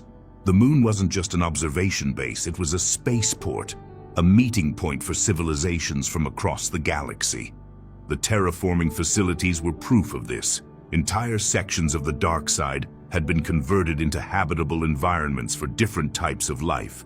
Artificial atmospheres, adjustable gravity systems, complete ecosystems transported from other worlds. It was like a cosmic zoo, but one where the main specimens were us. The defense systems were also impressive. The attack on the American base had not been carried out by the Soviets alone. It had been coordinated from the dark side, using technology that could disintegrate matter at the molecular level. The Soviets had been just the public front of a much more complex operation. And this defensive capability wasn't theoretical. The documents included records of terrestrial objects that had gotten too close to dark side installations. Satellites that had disappeared without explanation, probes that had suddenly lost contact, even some of our own secret missions that never returned. But perhaps most revealing of all was the evidence of expansion. The dark side installations weren't static. They grew constantly, adding new sections, developing new capabilities. And this expansion had accelerated dramatically in recent decades, coinciding exactly with our development of space technology. They were preparing for something, and all evidence suggested that something had to do directly with us. Johnston's documents didn't just reveal that we had been observed from the moon for millennia. They revealed that we were part of a much larger experiment, one involving multiple species, and now entering a new phase. The dark side of the moon wasn't just unexplored territory. It was the command center of an operation that had been shaping humanity's development from the beginning. And now that we had reached a certain level of technological development, the phase of silent observation was coming to an end. The question was, were we ready for what came next? If there's something that Johnston's documents made completely clear, it's that the moon is not what we've been taught it is. It's not a piece of rock that formed billions of years ago when a giant asteroid impacted primitive Earth. It's not a natural satellite that got trapped by our gravity. The moon is something completely different, something that was built. Seismic data from Apollo missions revealed something NASA never wanted us to know. When astronauts dropped the lunar module on the surface to create controlled vibrations, seismometers recorded something impossible. The moon vibrated like a bell for more than an hour, a full hour. To put it in perspective, when you hit a solid rock, vibrations stop in seconds. When you hit something hollow, vibrations continue. And when you hit something that has been specifically designed to resonate, you get exactly what Apollo instruments recorded: perfect, controlled reverberation that suggests an artificial internal structure. Maurice Ewing, one of the principal scientists of the Apollo seismic program, said something that became classified immediately. It's as if someone had hung a bell in the sky and hit it with a giant hammer. That phrase never appeared in any official report, but Johnston preserved it in his internal documents. Density analyses were even more revealing. The moon's average density is 3.34 grams per cubic centimeter. That's exactly what you'd expect if it were a hollow sphere made of dense materials on the surface and empty spaces in the interior. A solid celestial body the size of the moon should have a much greater density. And then there are the orbital characteristics that simply don't make sense. The moon's orbit is almost perfectly circular. 99.9% of known natural satellites have elliptical orbits. It's practically impossible for a gravitationally captured object to maintain such a perfect circular orbit for billions of years. Synchronous rotation is equally impossible. The probability of a natural satellite becoming tidally locked to always show the same face to the planet it orbits is astronomically low. And yet the moon does it with perfect mathematical precision. It's as if it had been specifically positioned to keep us always seeing the same side. Materials found on the lunar surface also don't match what you'd expect from a naturally formed body. Apollo astronauts brought back rocks containing processed metals, alloys that don't occur naturally, even elements that were completely unknown on Earth until we found them there. Lunar titanium is particularly interesting. It's much purer than any titanium we find on Earth and is present in concentrations that suggest industrial refinement. As if someone had mined titanium from multiple sources and processed it specifically for construction. Spectrographic analyses also revealed anomalies that were never publicly explained. The composition of the lunar surface changes in perfect geometric patterns, straight lines of different materials extending for hundreds of kilometers, as if they were construction joints in a massive structure. Localized magnetic fields are another crucial clue. The moon doesn't have a global magnetic field, which is consistent with not having a molten iron core like natural planets. But it has highly concentrated magnetic fields in specific locations, fields that suggest active machinery, systems that keep functioning after millennia. Gravitational studies were what really confirmed the moon's artificial nature. Gravitational anomalies, called mascons by NASA, aren't randomly distributed as you'd expect in a natural body. They're located in patterns suggesting massive internal structures, strategically placed to maintain balance and orbital stability. And then there's the relative size. The moon is disproportionately large compared to Earth. The planet-satellite size relationship is unique in the solar system. It's as if it had been specifically dimensioned to create the effects we see. Perfect tides for coastal life development, stabilization of Earth's axis to prevent extreme climate changes, perfect solar eclipses where the moon covers exactly the solar disk. The documents preserved by Johnston included calculations showing the statistical improbability of all these characteristics occurring naturally. The odds are so low they're essentially impossible. The conclusion was inevitable. The moon was designed and built specifically for its current function. But built by whom and with what technology? Analyses of lunar materials provided some clues. The metals found showed signs of processing, using techniques requiring temperatures and pressures we can barely achieve with our most advanced technology. And this was done on a scale involving billions of tons of material.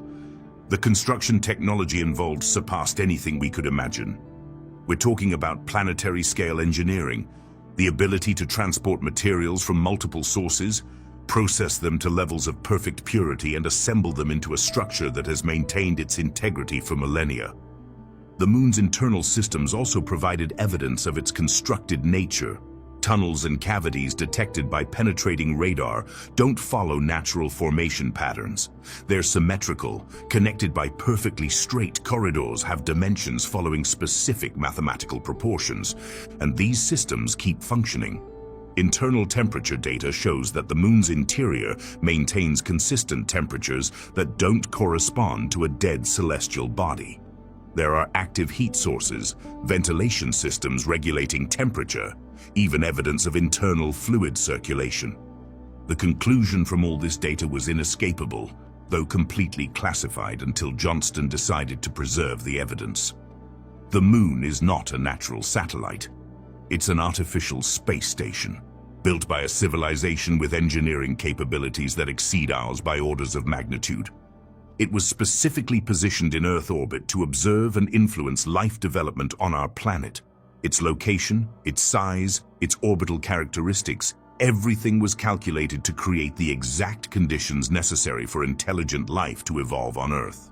We are not the result of random evolution in an indifferent universe. We are the product of deliberate engineering by a civilization that had specific plans for us. And those plans are reaching their culmination. The moon is not just our satellite, it's our monitor, our laboratory, and possibly our destiny. The question of when the moon's builders arrived is crucial to understanding not only who they are, but what plans they have for us. The documents that Johnston preserved contained analyses that were never shared with the public, analyses that revealed a chronology that completely changes our understanding of human history. Radiometric dating studies of Apollo lunar samples produced results that were immediately classified, not because they were inconsistent, but because they were too consistent, too revealing. The artificial structures found on the moon weren't built at a specific time. They have been being built, expanded, and modified for at least 50,000 years. Construction strata were clear in the structural material samples that secret astronauts managed to collect, layer upon layer of different technologies, different materials, different engineering approaches, as if multiple civilizations had used the moon as a base for millennia, each adding their own installations to what already existed. But the oldest presence dated much further back. Drilling cores that were supposed to be destroyed forever revealed evidence of artificial activity dating back more than 250,000 years, coinciding exactly with the first signs of human intelligence development on Earth. Terrestrial historical records began to make much more sense when viewed through this new perspective. All those references in ancient texts to gods who lived in the sky, who observed human activities, who intervened at critical moments in history, they weren't mythology. They were precise historical records of extraterrestrial presence. Correlation analyses that Johnston preserved showed disturbing patterns. Every great leap in human development coincided with periods of greater detected activity on the moon. The agricultural revolution, the development of writing, advances in metallurgy, even the Renaissance, all coincided with peaks of electromagnetic emissions and lunar construction activity. We hadn't been evolving naturally. We had been being guided, pushed in specific directions by subtle but deliberate interventions. And all this was being coordinated from the moon.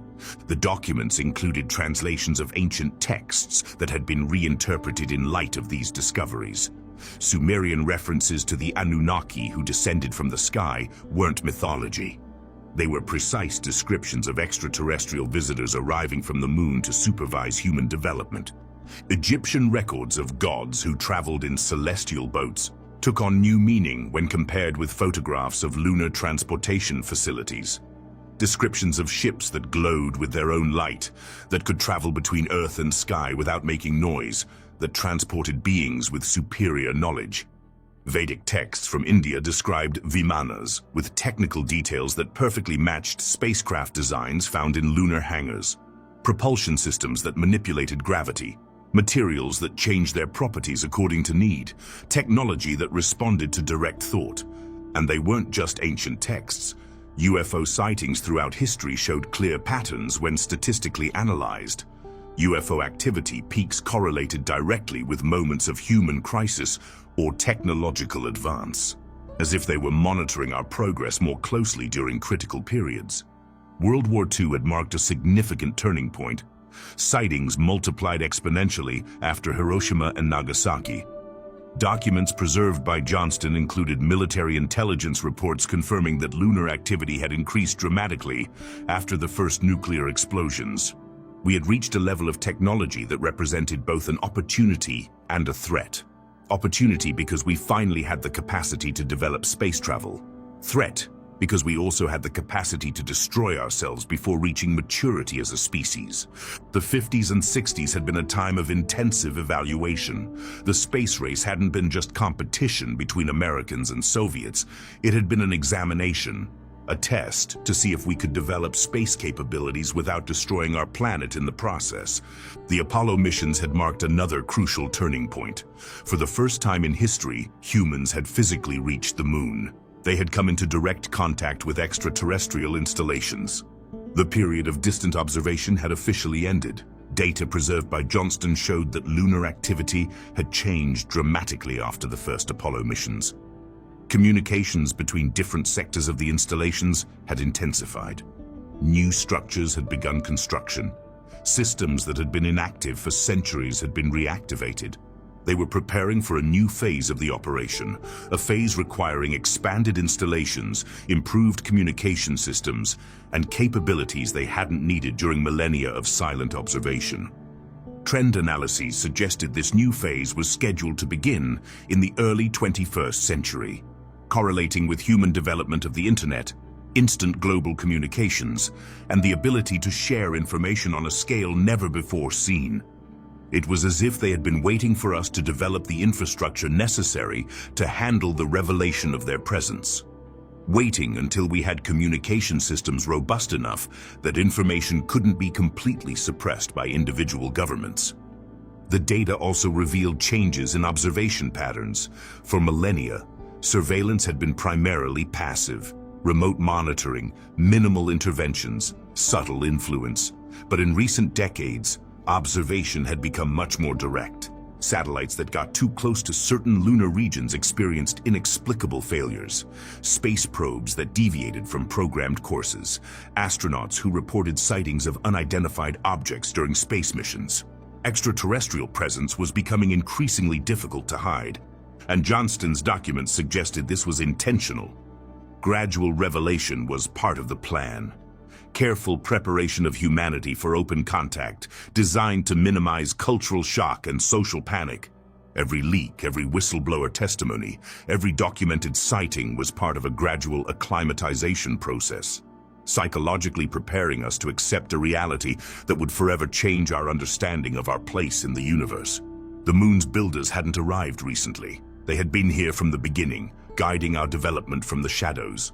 And now that we had reached sufficient technological maturity, they were ready to reveal their presence completely.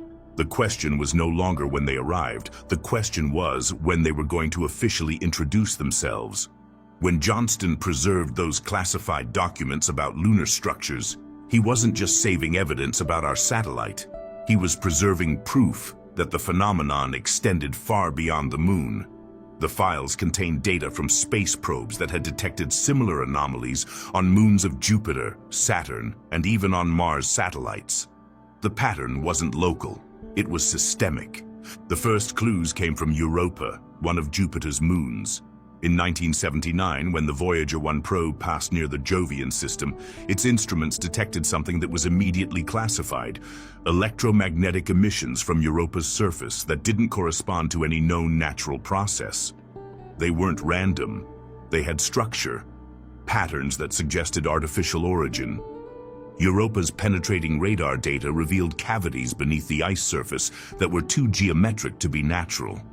Perfectly straight tunnels extending for hundreds of kilometers, spacious chambers connected by corridors of uniform dimensions, and most importantly, signs of current activity in these underground structures. Europa's internal temperatures were also anomalous.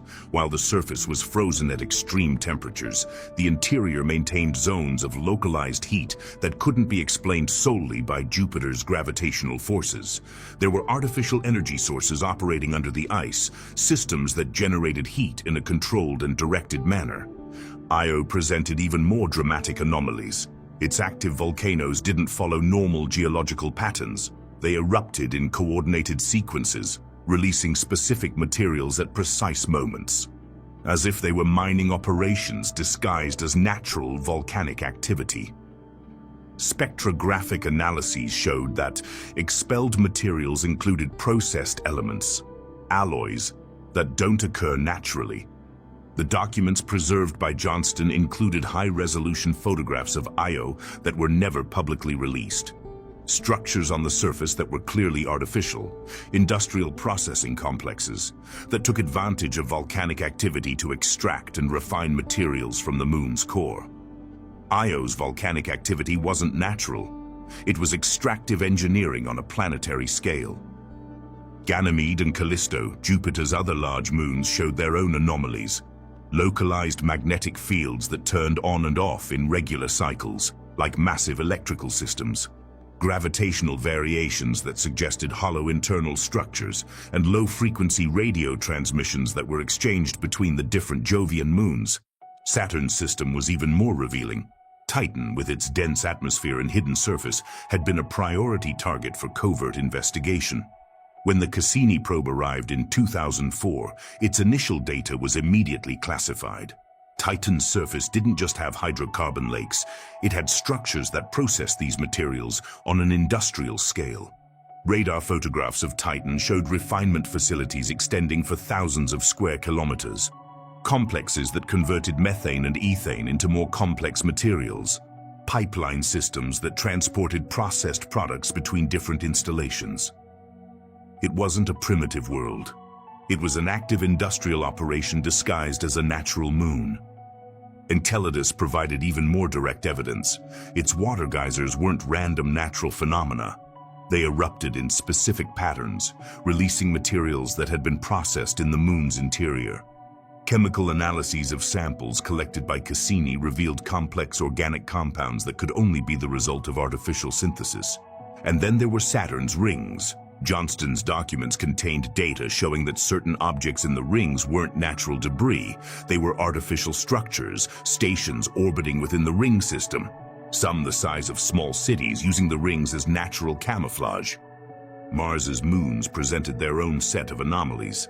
Phobos, with its impossibly low orbit and irregular shape, had been suspicious for decades.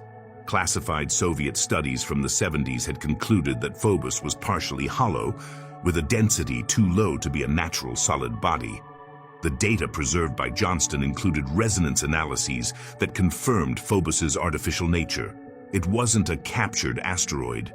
It was a constructed structure, possibly an ancient space station that had been positioned in Martian orbit to observe and facilitate operations on the Red Planet. Deimos showed similar but less pronounced characteristics, as if it were a smaller installation, possibly a communications post or transit station. The two Martian satellites worked in conjunction, maintaining complete coverage of the planet from their complementary orbits. The communication patterns between all these artificial moons were perhaps the most convincing evidence of their coordinated nature. Signal interception data showed regular transmissions between the Earth-Moon system, the Jovian moons, Saturn's system, and even installations in the asteroid belt. We're not talking about occasional communications, we're talking about an active and constant communication network that coordinated operations throughout the entire outer solar system. Status reports, resource transfers, operational instructions, a communication infrastructure that suggested an integrated and systematic extraterrestrial presence. Transmission times also revealed technology that exceeded our physical limitations. Communications between Jupiter and Saturn, which should take hours using conventional electromagnetic technology, were completed instantaneously. They were using communication methods that ignored the limitations of the speed of light. Statistical analyses of all these anomalies showed that the probability of them being unrelated natural phenomena was essentially zero. The pattern was too consistent, too coordinated, too functional to be coincidence.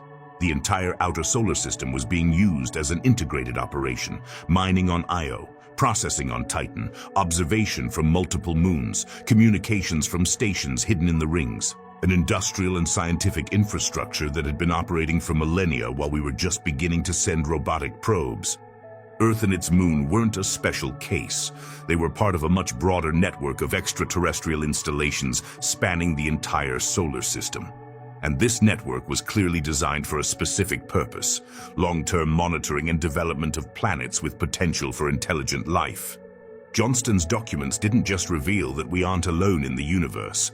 They revealed that our entire solar system has been converted into a cosmic laboratory, with Earth as the main experiment and all other installations providing logistical support, communications, and resources for the operation.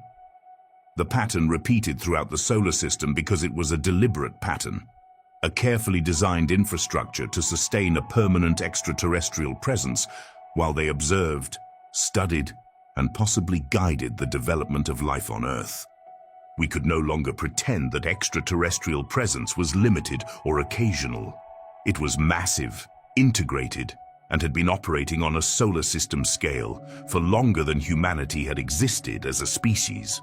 Of all the secrets that Johnston preserved in his collection of classified documents, perhaps none was more explosive than the transcripts of extraterrestrial communications intercepted during the Apollo missions. We're not talking about vague signals or ambiguous electromagnetic noise. We're talking about clear, intelligent, structured conversations between non-human entities that specifically discussed terrestrial activities. The first interceptions occurred during Apollo 8 in December 1968. Astronauts Frank Borman, James Lovell, and William Anders were orbiting the moon when their communication equipment began picking up transmissions on frequencies that didn't correspond to any known human technology. The signals were digital, complex, and clearly artificial. Communication technicians in Houston initially thought they might be interference from Soviet equipment, but rapid analysis ruled out that possibility. The frequencies used required technology that neither the United States nor the Soviet Union possessed in 1968, and the modulation patterns followed mathematical principles that suggested non-terrestrial origin. Most disturbing was the content of the transmissions. Although it took months to develop partial translation algorithms, specialized linguists managed to identify specific references to the Apollo 8 mission, to the astronauts by name, even to mission details that hadn't been transmitted publicly. The beings responsible for the communications not only knew of human presence in lunar orbit, they knew exactly who the humans were, what mission they were executing, and had access to classified information about mission objectives. They were monitoring our terrestrial communications in real time and translating our languages. During Apollo 11, the interceptions intensified dramatically. The documents preserved by Johnston included partial transcripts of conversations between multiple extraterrestrial entities discussing Armstrong and Aldrin's arrival on the lunar surface. The entities referred to humans using numerical designations like laboratory specimens. One particularly disturbing transcript described limited contact protocols that should be implemented if the astronauts got too close to extraterrestrial installations. The entities had specific plans for handling accidental encounters, including procedures for memory adjustment if exposure became too extensive. The communications also revealed that extraterrestrial entities had been monitoring human technological development long before the space age. They made references to nuclear intervention protocol that had been activated after Hiroshima, and discussed development adjustments they had implemented to accelerate or slow certain human technological advances. During Apollo 17, the last official mission, the interceptions included something even more revealing: direct coordination between extraterrestrial entities and elements within the US government. There were human beings participating in these communications, providing updates on terrestrial politics and receiving instructions on handling classified information. Communication channels weren't limited to conventional radio transmissions. Apollo equipment also detected what technicians described as quantum transmissions that seemed to ignore the limitations of the speed of light. Instantaneous communications between the moon and much more distant locations, possibly other stellar systems. Frequency analyses revealed that extraterrestrial entities used a much broader electromagnetic spectrum than human technology. They could transmit simultaneously on hundreds of different frequencies, creating multiplex communication channels that allowed information exchange at speeds impossible with terrestrial technology. The contents of the communications also provided clues about the social structure of extraterrestrial entities. There were clear hierarchies, with some entities providing orders and others reporting status. Operations were highly organized, with specialized divisions responsible for different aspects of terrestrial monitoring. One division seemed responsible exclusively for technological monitoring, reporting each new development in human capabilities. Another focused on social and political observation, providing detailed analyses of terrestrial conflicts and changes in power structures. A third division seemed in charge of corrective interventions when human development deviated from desired parameters. Communications intercepted during Cold War nuclear crises were particularly revealing. During the Cuban Missile Crisis in 1962, extraterrestrial transmissions showed activation of extinction prevention protocols. The entities had implemented active measures to prevent humanity from destroying itself prematurely. The documents included evidence that certain nuclear weapons system failures during critical moments hadn't been accidental. They had been the result of direct extraterrestrial intervention, using technology that could deactivate terrestrial electronic systems at a distance. The communications also revealed that extraterrestrial entities maintained regular contact with similar installations in other stellar systems. There were references to Galactic Sector 7 and Emerging Species Development Protocol that suggested terrestrial operations were part of a much broader program involving multiple worlds and civilizations. Progress reports sent to these distant locations described humanity as Development Experiment 4.7 that had reached Phase 3 parameters and was approaching Phase 4 promotion criteria. We were part of a directed development program with specific objectives and established timelines. The most recent interceptions from the 1980s and 1990s showed significant changes in the tone and content of extraterrestrial communications. References to revelation preparation and open contact protocols became increasingly frequent. The entities were preparing to end the hidden observation phase. Communication systems had also evolved. The entities had begun using terrestrial communication satellites to relay some of their communications, creating redundancy in their systems and possibly preparing for direct communication with terrestrial governments. Linguistic analyses of the communications revealed that the entities had developed complete fluency in multiple human languages. They could not only translate our communications instantly, but had begun using idioms, cultural references, even humor that was specifically human. They were preparing for direct communication with us. Signal interceptions weren't just evidence of extraterrestrial presence. They were evidence of a sophisticated, long-term operation that was reaching its culmination. Johnston's documents showed that the entities responsible for these communications weren't distant observers. They were active administrators of a development experiment that had been shaping human civilization for millennia, and their most recent communication suggested that the experiment was about to enter its final phase. Humanity hadn't been evolving in isolation. We had been being guided, monitored, and occasionally corrected by an extraterrestrial presence that had specific plans for our future, and those plans were about to be revealed. When Johnston made the decision to preserve those classified photographs instead of destroying them, he wasn't just defying a direct order. He was becoming the target of a systematic operation designed specifically to silence people like him, an operation that had been perfecting itself for decades and had practically unlimited resources. Project Blackout isn't its official name, of course.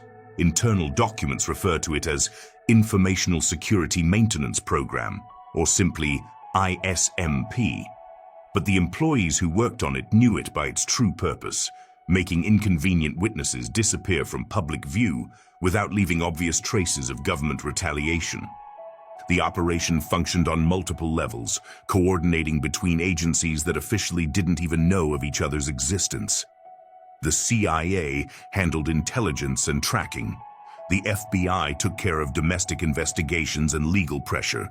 The NSA provided communication interception and electronic surveillance. And private contractors executed the dirtiest operations that government agencies couldn't perform directly. The first phase was always threat assessment. When someone like Johnston began making noise about classified information, an analysis protocol was immediately activated. How credible was the person? What real evidence did they possess? How much damage could they cause if they spoke publicly? And most importantly, what methods would be most effective in neutralizing the threat? For most cases, professional credibility destruction was sufficient. Suddenly, the problematic employee began receiving negative performance evaluations. Their colleagues were interviewed about their erratic behavior. Minor violations of procedures were discovered that provided justification for disciplinary actions. Johnston's case followed exactly this pattern. After he refused to destroy the Apollo photographs, reports began appearing about his uncooperative attitude and resistance to following established procedures. Evaluations that had been excellent for years suddenly became problematic. When Kay Ferrari, director of the Solar System Ambassadors Program, asked him to resign, it wasn't a spontaneous decision.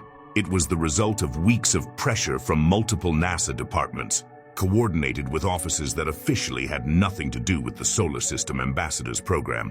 But Johnston made the mistake of invoking First Amendment protections. That escalated his case to the next level of the Blackout Protocol. If administrative pressure didn't work, then more direct methods were implemented. Surveillance intensified immediately. His home phone was tapped, his email monitored, his web browsing history tracked. Agents in civilian vehicles began appearing near his house at regular hours. It wasn't covert surveillance, it was obvious surveillance designed to be noticed to create psychological stress and a sense of vulnerability.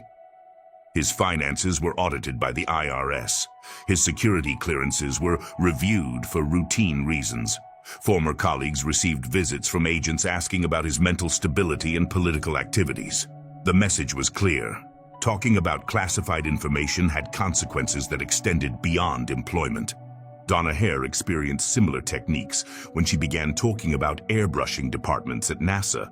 Suddenly, her credit history showed errors that affected her ability to obtain loans. Her professional references were contacted with questions about her reliability. Potential jobs evaporated after future employers received informal calls about her past.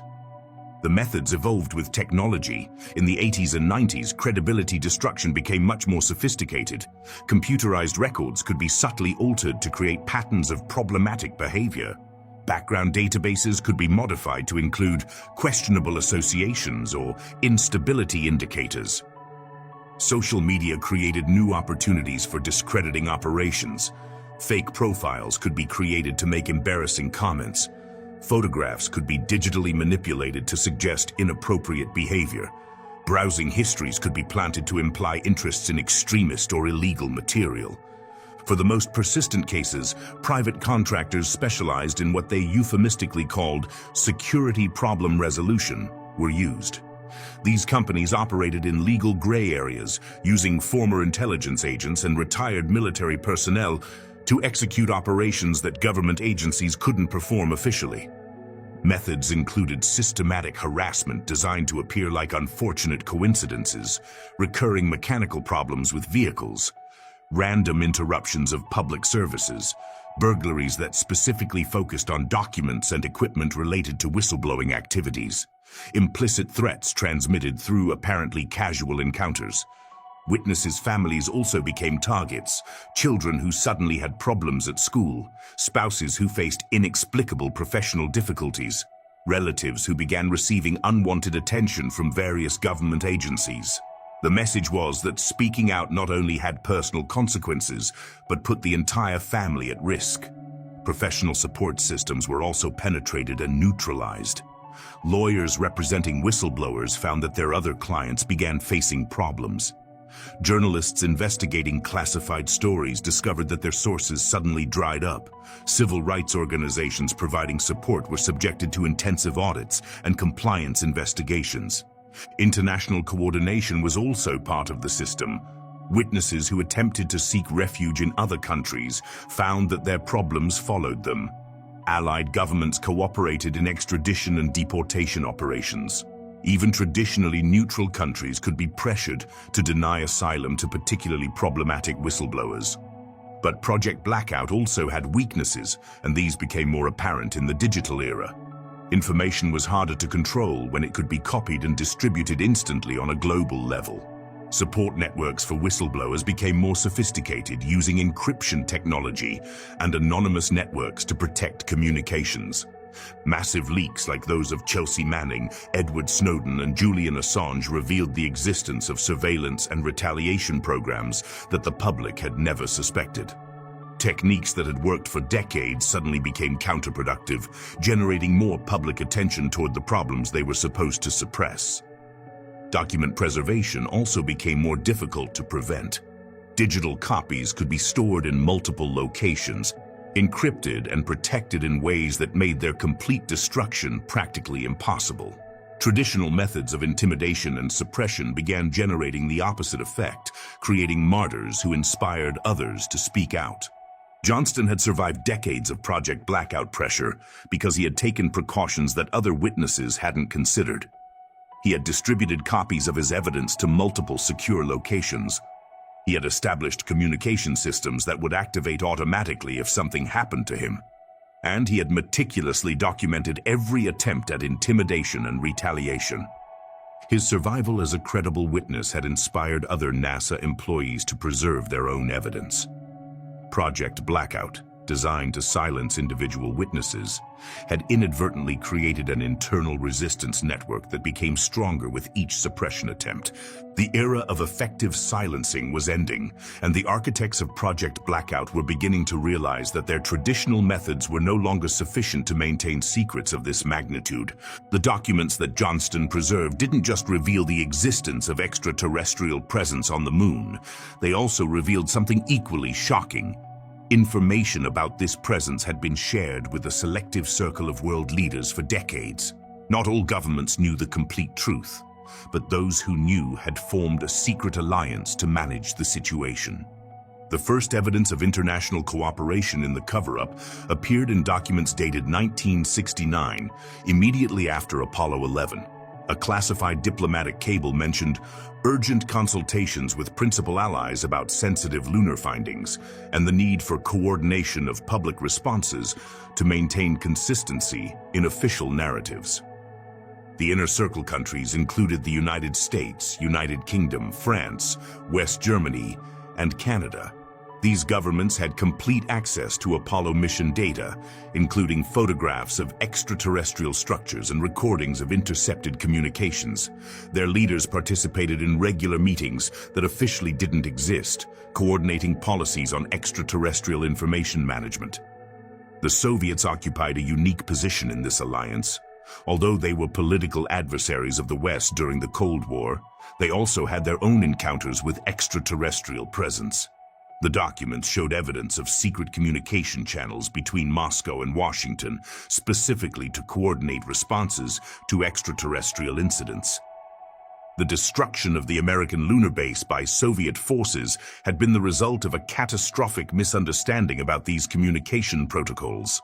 The Soviets had interpreted the American installation as a violation of previous agreements about lunar activities, when in reality, it had been established with limited knowledge of already existing extraterrestrial installations.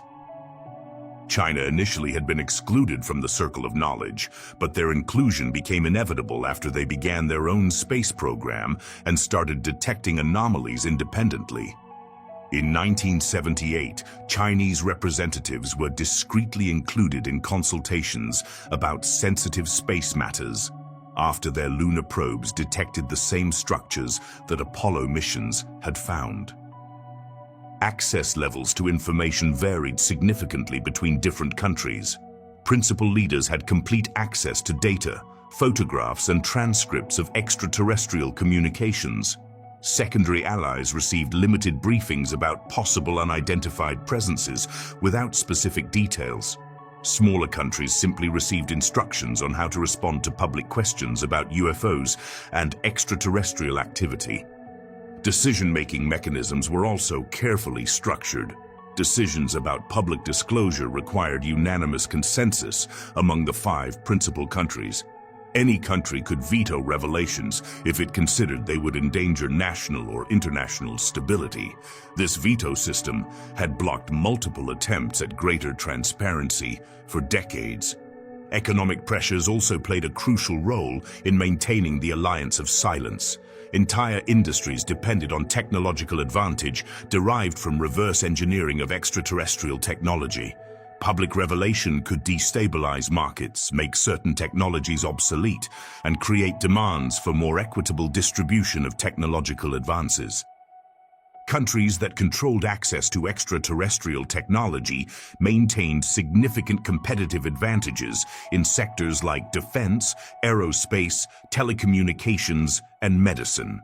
Sharing this information widely could eliminate these advantages and fundamentally alter the global economic balance of power. But the alliance wasn't monolithic. There were factions within each government that favored different approaches toward extraterrestrial presence. Military elements generally favored continued secrecy, seeing extraterrestrial technology as strategic advantage that should be protected. Scientific elements often pushed for greater transparency, arguing that international collaboration would accelerate progress. Civilian elements within governments were frequently in conflict about ethical aspects of the cover-up.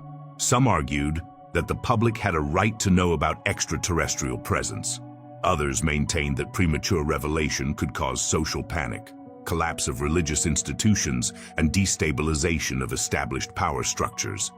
These internal tensions began to intensify during the 90s and 2000s. A new generation of government officials, less committed to Cold War policies, began questioning the need for continued secrecy. Some countries started considering unilateral revelation of information, threatening the alliance's cohesion. Brazil was the first country to partially break ranks. In 2004, their government began releasing files about UFO sightings and extraterrestrial incidents, although without revealing information about lunar presence specifically. Other South American countries followed suit, creating pressure for greater transparency at the global level. Nordic countries also began distancing themselves from absolute secrecy policies. Sweden, Norway, and Denmark implemented policies of greater openness about UFO research, although they maintained silence about more sensitive information shared by the principal alliance. The most significant pressure came from within the inner circle countries. Factions within British and French governments began arguing that continued secrecy was unsustainable in the era of internet and instant global communications. Independent researchers were discovering information that had been classified for decades. Technological changes were also eroding the ability to maintain secrets effectively. High-resolution commercial satellites could detect anomalies on the lunar surface that previously were only visible to governmental space agencies. Radio amateurs could intercept communications that revealed inconsistencies in official narratives. The era of WikiLeaks and massive document leaking had demonstrated that no government could maintain absolute secrets indefinitely. Digital communication systems created permanent trails that could eventually be discovered and revealed publicly. The secret alliance leaders began realizing that revelation wasn't a question of if it would occur, but when and how. Some countries began developing strategies for controlled revelation, trying to maintain some level of control over the information disclosure process. Coordination meetings became more frequent and more tense. The documents preserved by Johnston included references to consensus crisis and alliance fragmentation that threatened decades of cooperation. Countries that had worked together to maintain secrecy were now in conflict about how to handle its eventual revelation. Geopolitical competition was also affecting the alliance. The rise of China as a principal space power, the development of space programs by countries like India and Japan, and the emergence of private space companies were creating new actors that weren't bound by historical secrecy agreements. These new actors had different incentives to reveal or maintain information about extraterrestrial presence. Private companies could benefit economically from revelation of advanced technology. Emerging countries could gain prestige by being the first to officially confirm extraterrestrial contact. The secret alliance that had maintained the cover-up for decades was coming to an end. Internal pressures, technological changes, and the appearance of new actors were making centralized control over extraterrestrial information impossible. Johnston's documents didn't just reveal the existence of extraterrestrial presence. They revealed that the entire international system had been built around keeping this information secret. And that system was collapsing under the weight of its own contradictions. While governments struggled to maintain their secret alliances and silencing projects worked overtime to neutralize witnesses, something fundamental was changing in the world. Forces that no government could completely control were converging to make revelation of the truth about extraterrestrial presence inevitable. The first force was generational. Young scientists and engineers who began working in space agencies during the 90s and 2000s had completely different values about transparency and free exchange of information. They had grown up with the internet, had seen the power of shared information, and many considered governmental secrecy as fundamentally problematic. These young professionals didn't have the Cold War mentality that had motivated decades of cover-up. For them, extraordinary scientific discoveries weren't secrets to protect, but knowledge that should be shared with all humanity. And when they began accessing classified information about extraterrestrial presence, many decided that the public had a right to know. Leaks began small but accelerated rapidly. NASA employees, defense contractors, communications technicians all began preserving documents and evidence that were supposed to be destroyed. The informal evidence preservation network that had begun with Johnston expanded to hundreds, then thousands of people. Digital technology made this preservation much easier and more effective. Documents could be scanned and copied without leaving physical evidence. Evidence could be encrypted and stored in multiple global locations. Concealment techniques that had worked for decades suddenly became obsolete.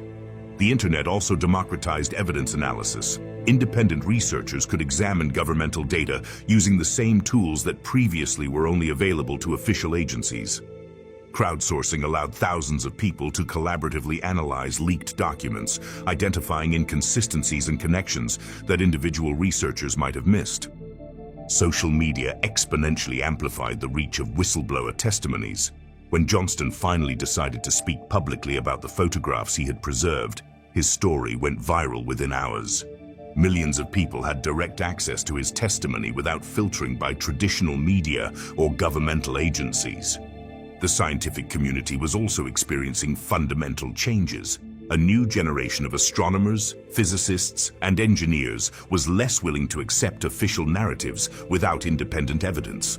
They had seen how established scientific consensuses had been challenged and changed by new evidence, and applied the same skeptical mentality to governmental claims about extraterrestrial presence. Academic conferences began, including presentations about possibilities of extraterrestrial contact and implications of advanced alien presence. Although many of these presentations were theoretical, they created academic space for serious discussion of topics that previously had been relegated to the margins of science. The pressure of cumulative evidence was also becoming irresistible. Each new whistleblower testimony, each leaked document, each anomalous photograph added to the body of evidence suggesting real extraterrestrial presence. Skeptics were having growing difficulties explaining everything as coincidences, errors, or fabrications. The patterns were too consistent to be random. Independent witnesses described the same structures, the same types of technology, The same operational methods. Attempts to discredit individual testimonies became less effective when dozens of similar witnesses emerged with corroborating stories. Public opinion had also changed dramatically. Polls showed that the majority of people already believed in the possibility of extraterrestrial life, and a significant percentage suspected that governments were hiding information about extraterrestrial contact. Revelation would no longer be the devastating cultural shock that governments had feared for decades. Popular culture had played a crucial role in this psychological preparation. Decades of movies, television programs, and books about extraterrestrials had familiarized the public with concepts of alien contact. Ideas that once would have seemed completely fantastic were now part of common cultural landscape. The media was also evolving. Younger journalists were less willing to accept official explanations without independent investigation. They had seen how governmental institutions had lied about other important topics and applied the same healthy skepticism to claims about extraterrestrial activity. Independent information sources were proliferating rapidly. Podcasts, specialized websites, YouTube channels, all provided platforms for witnesses to share their stories directly with the public. Traditional information filters were being systematically circumnavigated. Globalization of communications was also making secrets impossible to maintain at international level. What was suppressed in one country immediately appeared in media from other countries. Governments were losing the ability to control narratives when information could flow instantly across borders. Developments in artificial intelligence were creating new tools for evidence analysis. Algorithms could detect patterns in large amounts of data that human analysis might miss. Image recognition software could identify anomalies in governmental photographs that had gone unnoticed for decades. Private space companies were also altering information dynamics. Companies like SpaceX, Blue Origin, and other private operators weren't bound by the same classification restrictions as governmental agencies. Their employees had fewer inhibitions about sharing anomalous discoveries. Space programs from countries that hadn't been part of the original secret alliances were generating independent data that contradicted official narratives.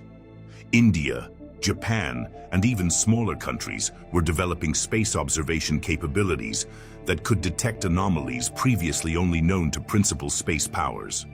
Commercial competition was also creating incentives for revelation. Companies that could demonstrate access to advanced extraterrestrial technology would have enormous competitive advantages. Economic incentives for secrecy were being surpassed by economic incentives for revelation. Independent academic investigations were converging toward the same conclusions that classified investigations had reached decades before. Studies about lunar anomalies, analysis of intercepted space communications, investigations of UFO sightings, all were pointing toward the same reality. The costs of maintaining the cover-up were also exceeding benefits. Human and financial resources necessary to suppress information were becoming astronomical. Risks of uncontrolled revelation were growing faster than the ability to maintain control. Contradictions in official narratives were becoming too obvious to ignore. When multiple governmental agencies provided conflicting explanations for the same phenomena, the public began suspecting that none of the explanations were completely honest. Momentum toward revelation was becoming unstoppable. Each attempt to suppress information generated more public attention. Each discrediting campaign created more sympathy for witnesses.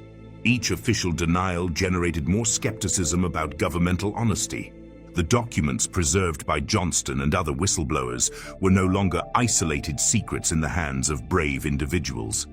They were part of a growing flow of information that was converging toward inevitable revelation. The era of effective cover-up had ended. The era of gradual but inevitable revelation had begun. The truth about extraterrestrial presence was no longer something that could be kept secret indefinitely. It was something that was emerging naturally through forces that no government or secret alliance could completely control.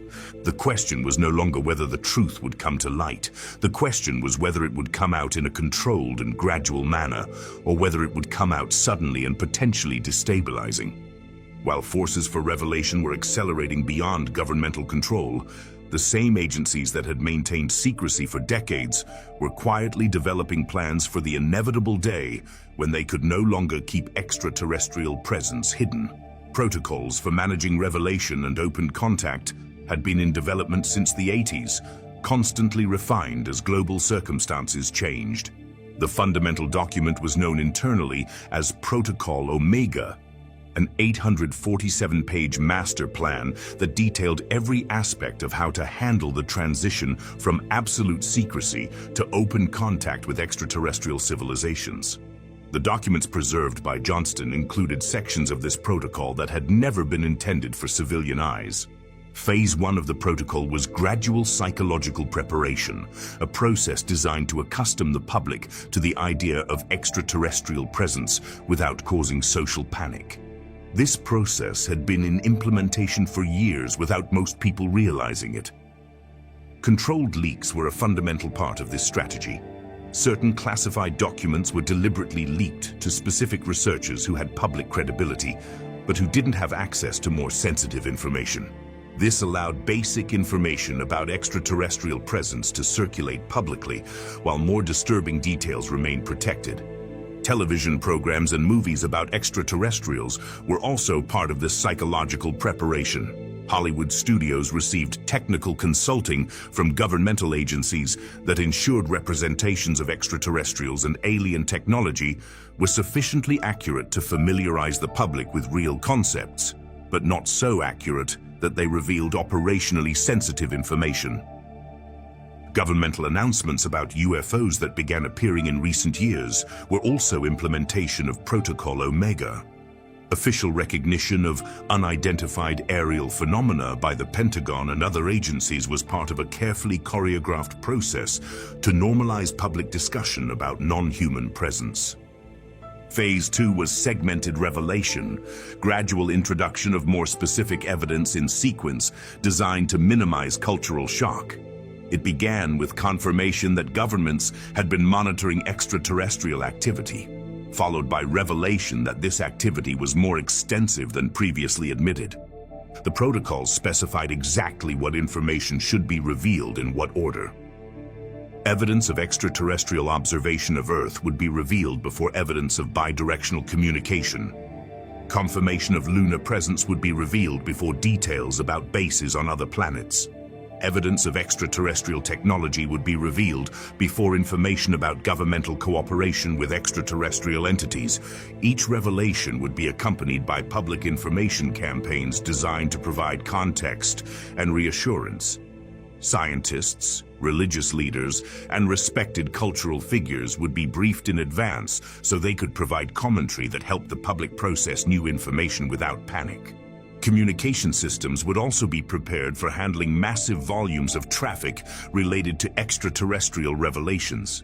Backup servers, redundant communication channels, and emergency information distribution systems would be activated to ensure official information could reach the public, even if normal systems became overloaded.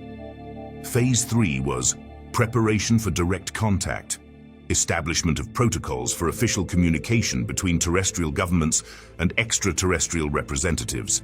This phase recognized that revelation of extraterrestrial presence would inevitably lead to public demands for direct communication. Sites for first official contact had already been selected and prepared.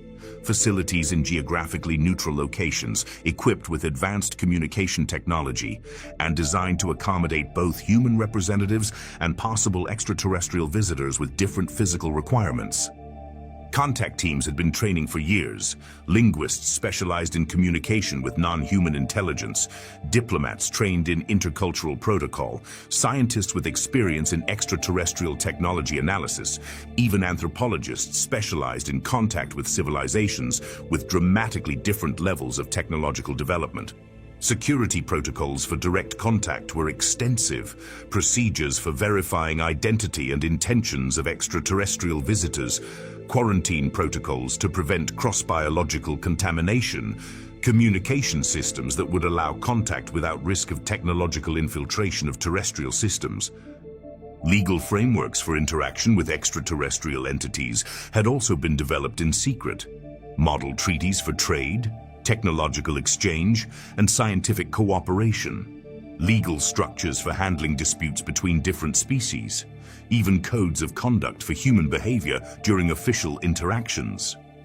Phase 4 was social integration, management of long-term consequences of open contact with extraterrestrial civilizations. This phase recognized that extraterrestrial contact would fundamentally change human society and require massive institutional adaptations. Educational systems would need to be completely reorganized to incorporate knowledge about extraterrestrial civilizations, advanced technologies, and humanity's place in broader galactic context. New curricula were being developed that could be implemented rapidly once contact became public. Religious institutions would also require support during the transition.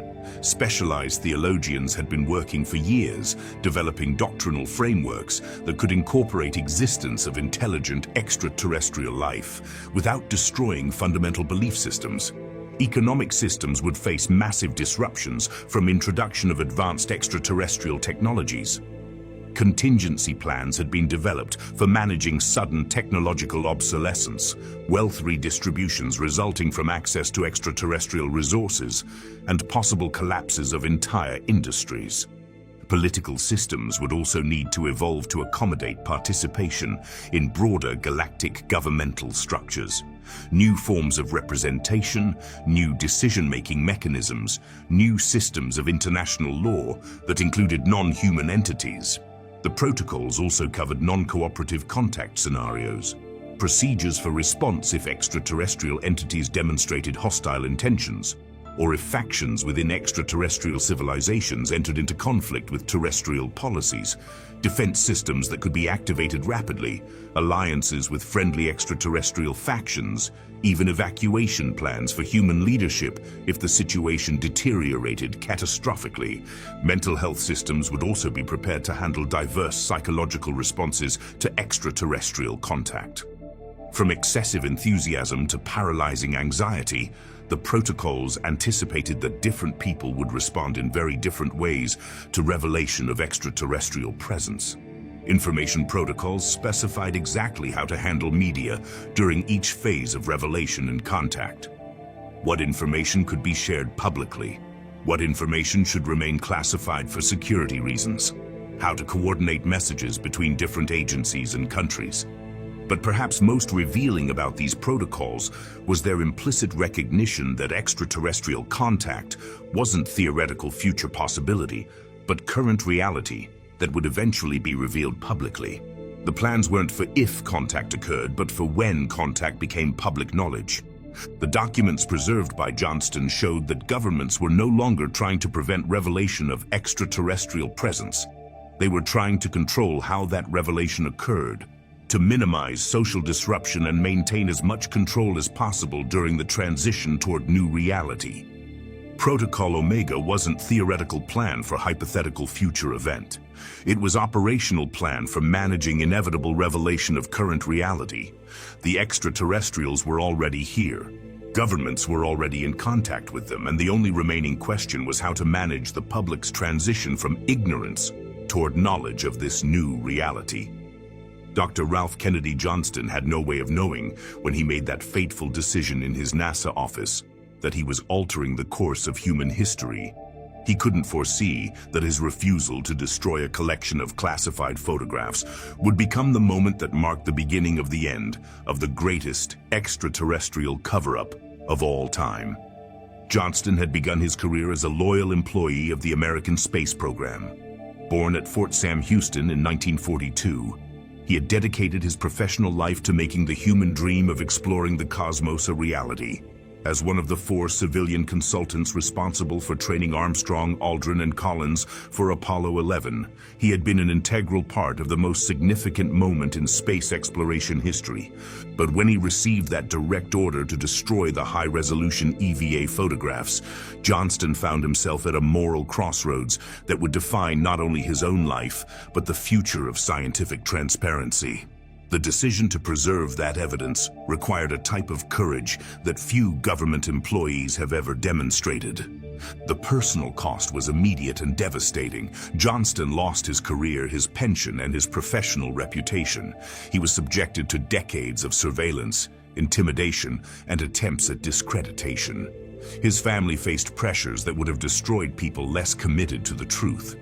For years, Johnston remained essentially alone, guarding secrets he knew the world needed to know. But Johnston's preservation of those documents had consequences that extended far beyond his personal experience. His example inspired other NASA employees, defense contractors, and intelligence agency personnel to preserve their own evidence of extraterrestrial presence. The informal network of document preservation that Johnston had begun expanded silently for decades. Donna Hare was one of the first to follow Johnston's example.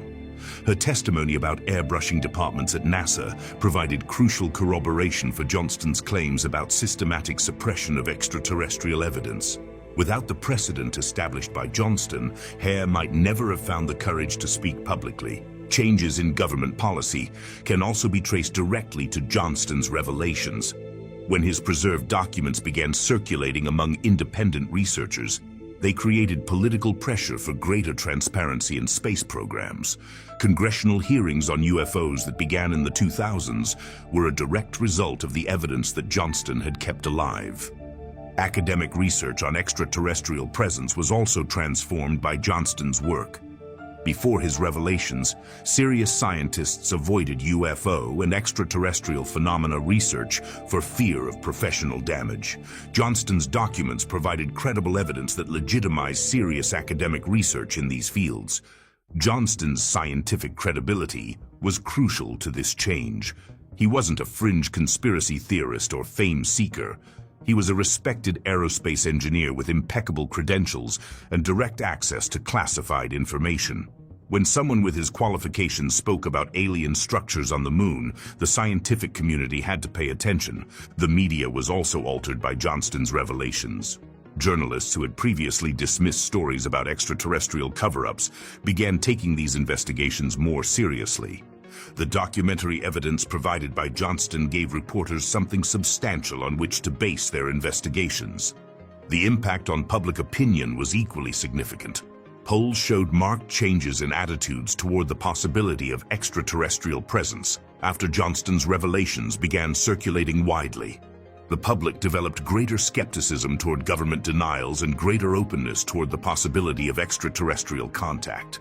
But perhaps Johnston's most important legacy was demonstrating that individuals with moral courage can effectively challenge powerful government institutions.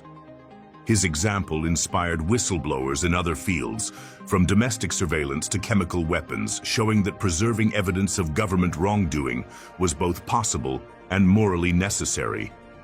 The methods developed by Johnston for preserving and protecting classified evidence became a model for other whistleblowers.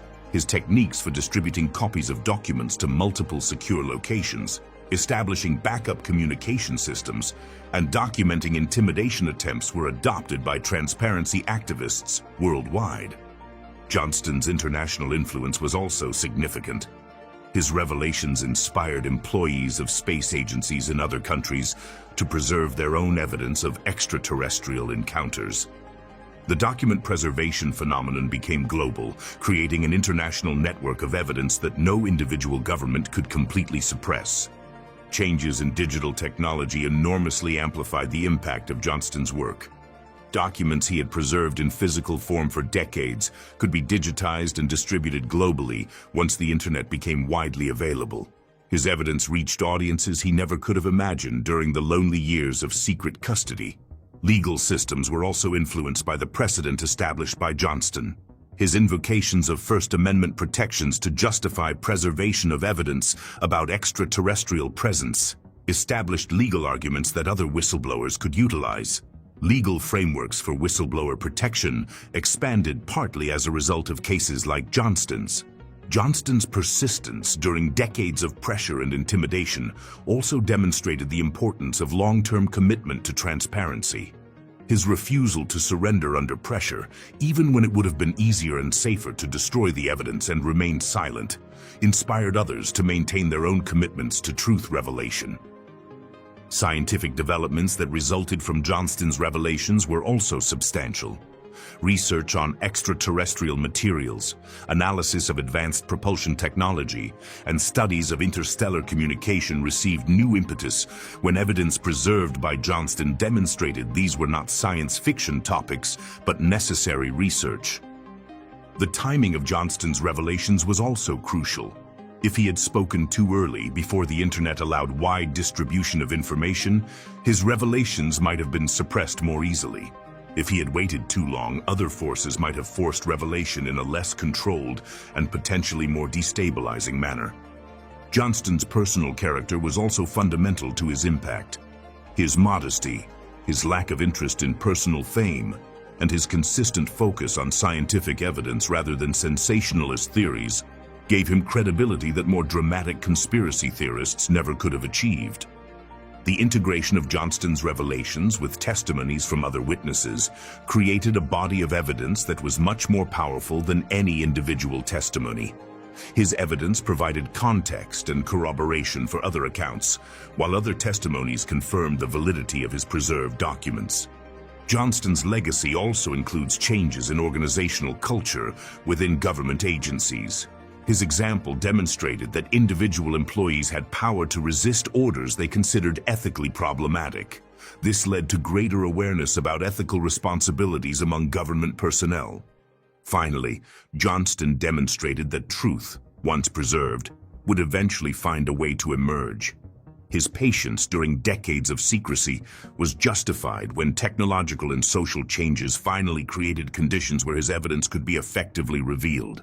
Dr. Ralph Kennedy Johnston was not just a whistleblower.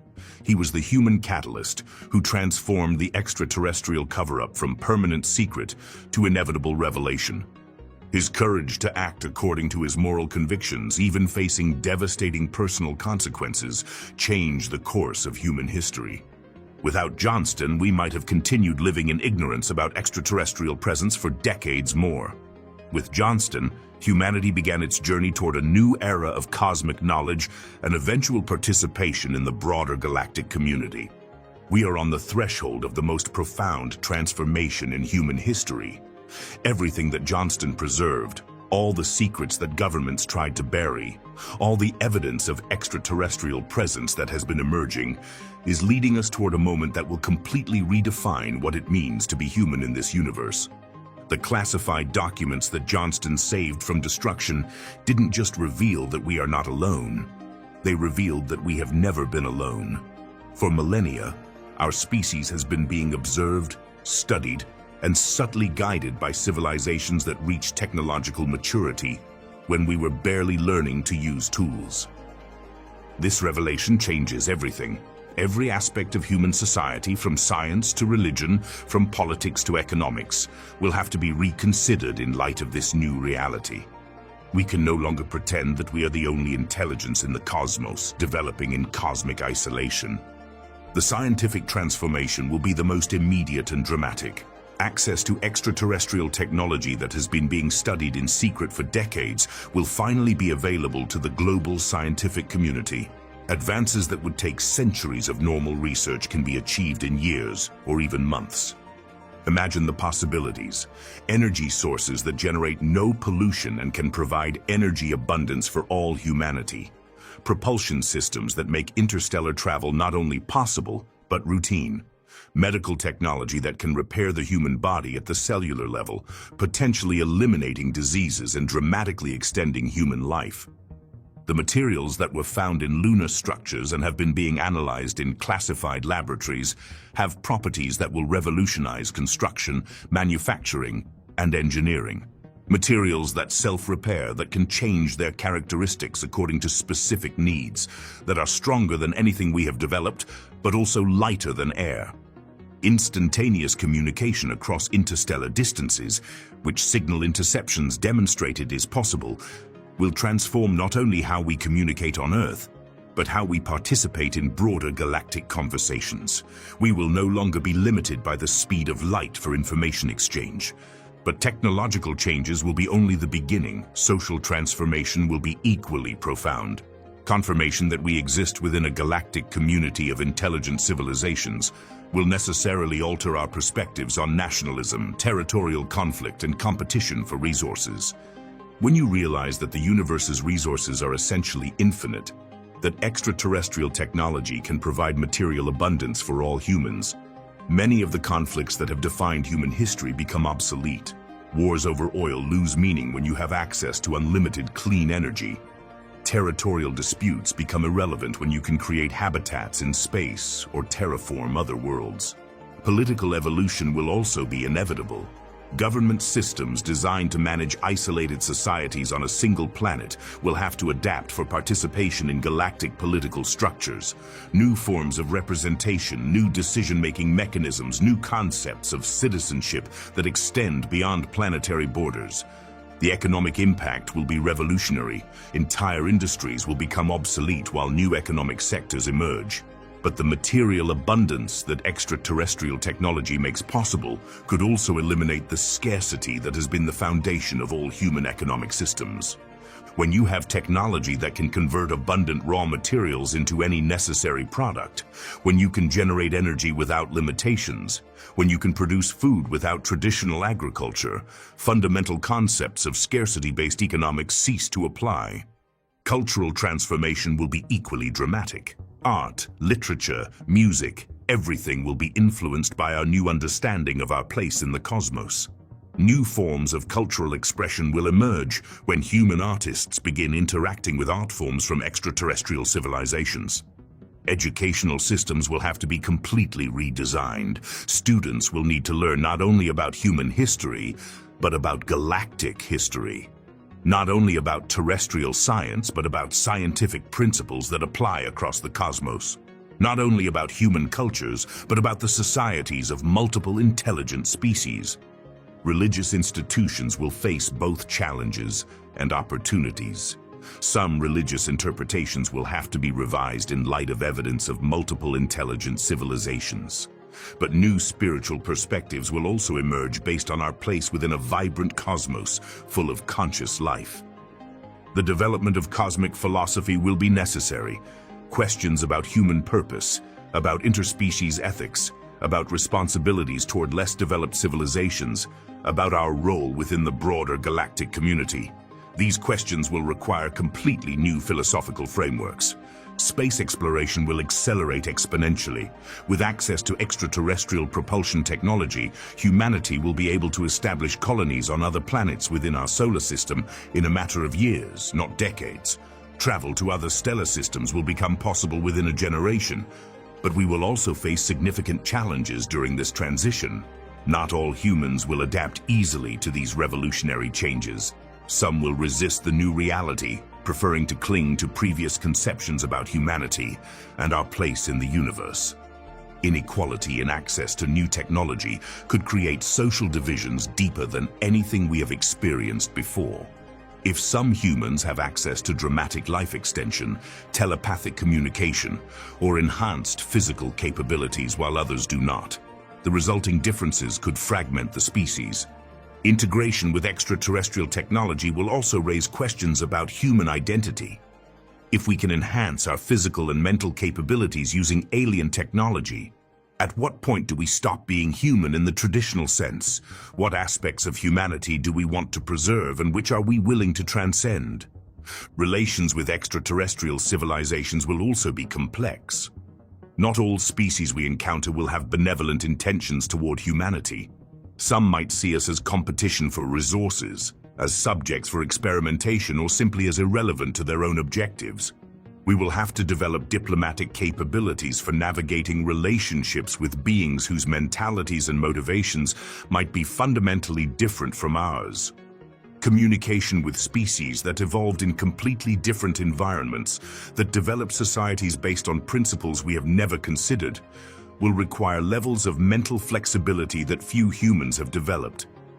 But the opportunities enormously outweigh the challenges. For the first time in human history, we will have access to perspectives from civilizations that have faced and resolved problems we are barely beginning to confront. Knowledge accumulated during millennia of technological and social development will be available to help us avoid mistakes that could destroy our civilization. Participation in galactic trade will open economic possibilities that are literally unimaginable from our current perspective. Resources from thousands of worlds, technologies developed by hundreds of different civilizations, scientific knowledge accumulated during millions of years of cosmic exploration. The potential for human growth, both individual and as a species, will be unlimited. We will be able to explore not only physical worlds, but realities of consciousness that more advanced species have developed. Forms of thought, perception, and experience that will expand what it means to be conscious in this universe. We are on the verge of becoming a galactic species. The documents that Johnston preserved, the evidence that other whistleblowers have shared, all the revelations about extraterrestrial presence are preparing us for the most significant moment in human evolution. The secrecy is ending, revelation is inevitable. And when the complete truth about our place in this inhabited universe finally emerges, humanity will begin a journey that will take it beyond everything we have dreamed possible. Dr. Ralph Kennedy Johnston, the man who refused to destroy the evidence, didn't just change our understanding of the past. He opened the door toward a future where humanity will take its rightful place in the broader cosmic community. The dawn of a new era is not a future promise. It is a reality that is already beginning. And it all started with a man who had the courage to preserve the truth when the world's most powerful institutions ordered him to destroy it. Human history is dividing into two eras, before and after knowing we are not alone. And we are the generation living at the exact moment of that historical division. The future is here. We only need the courage to accept it.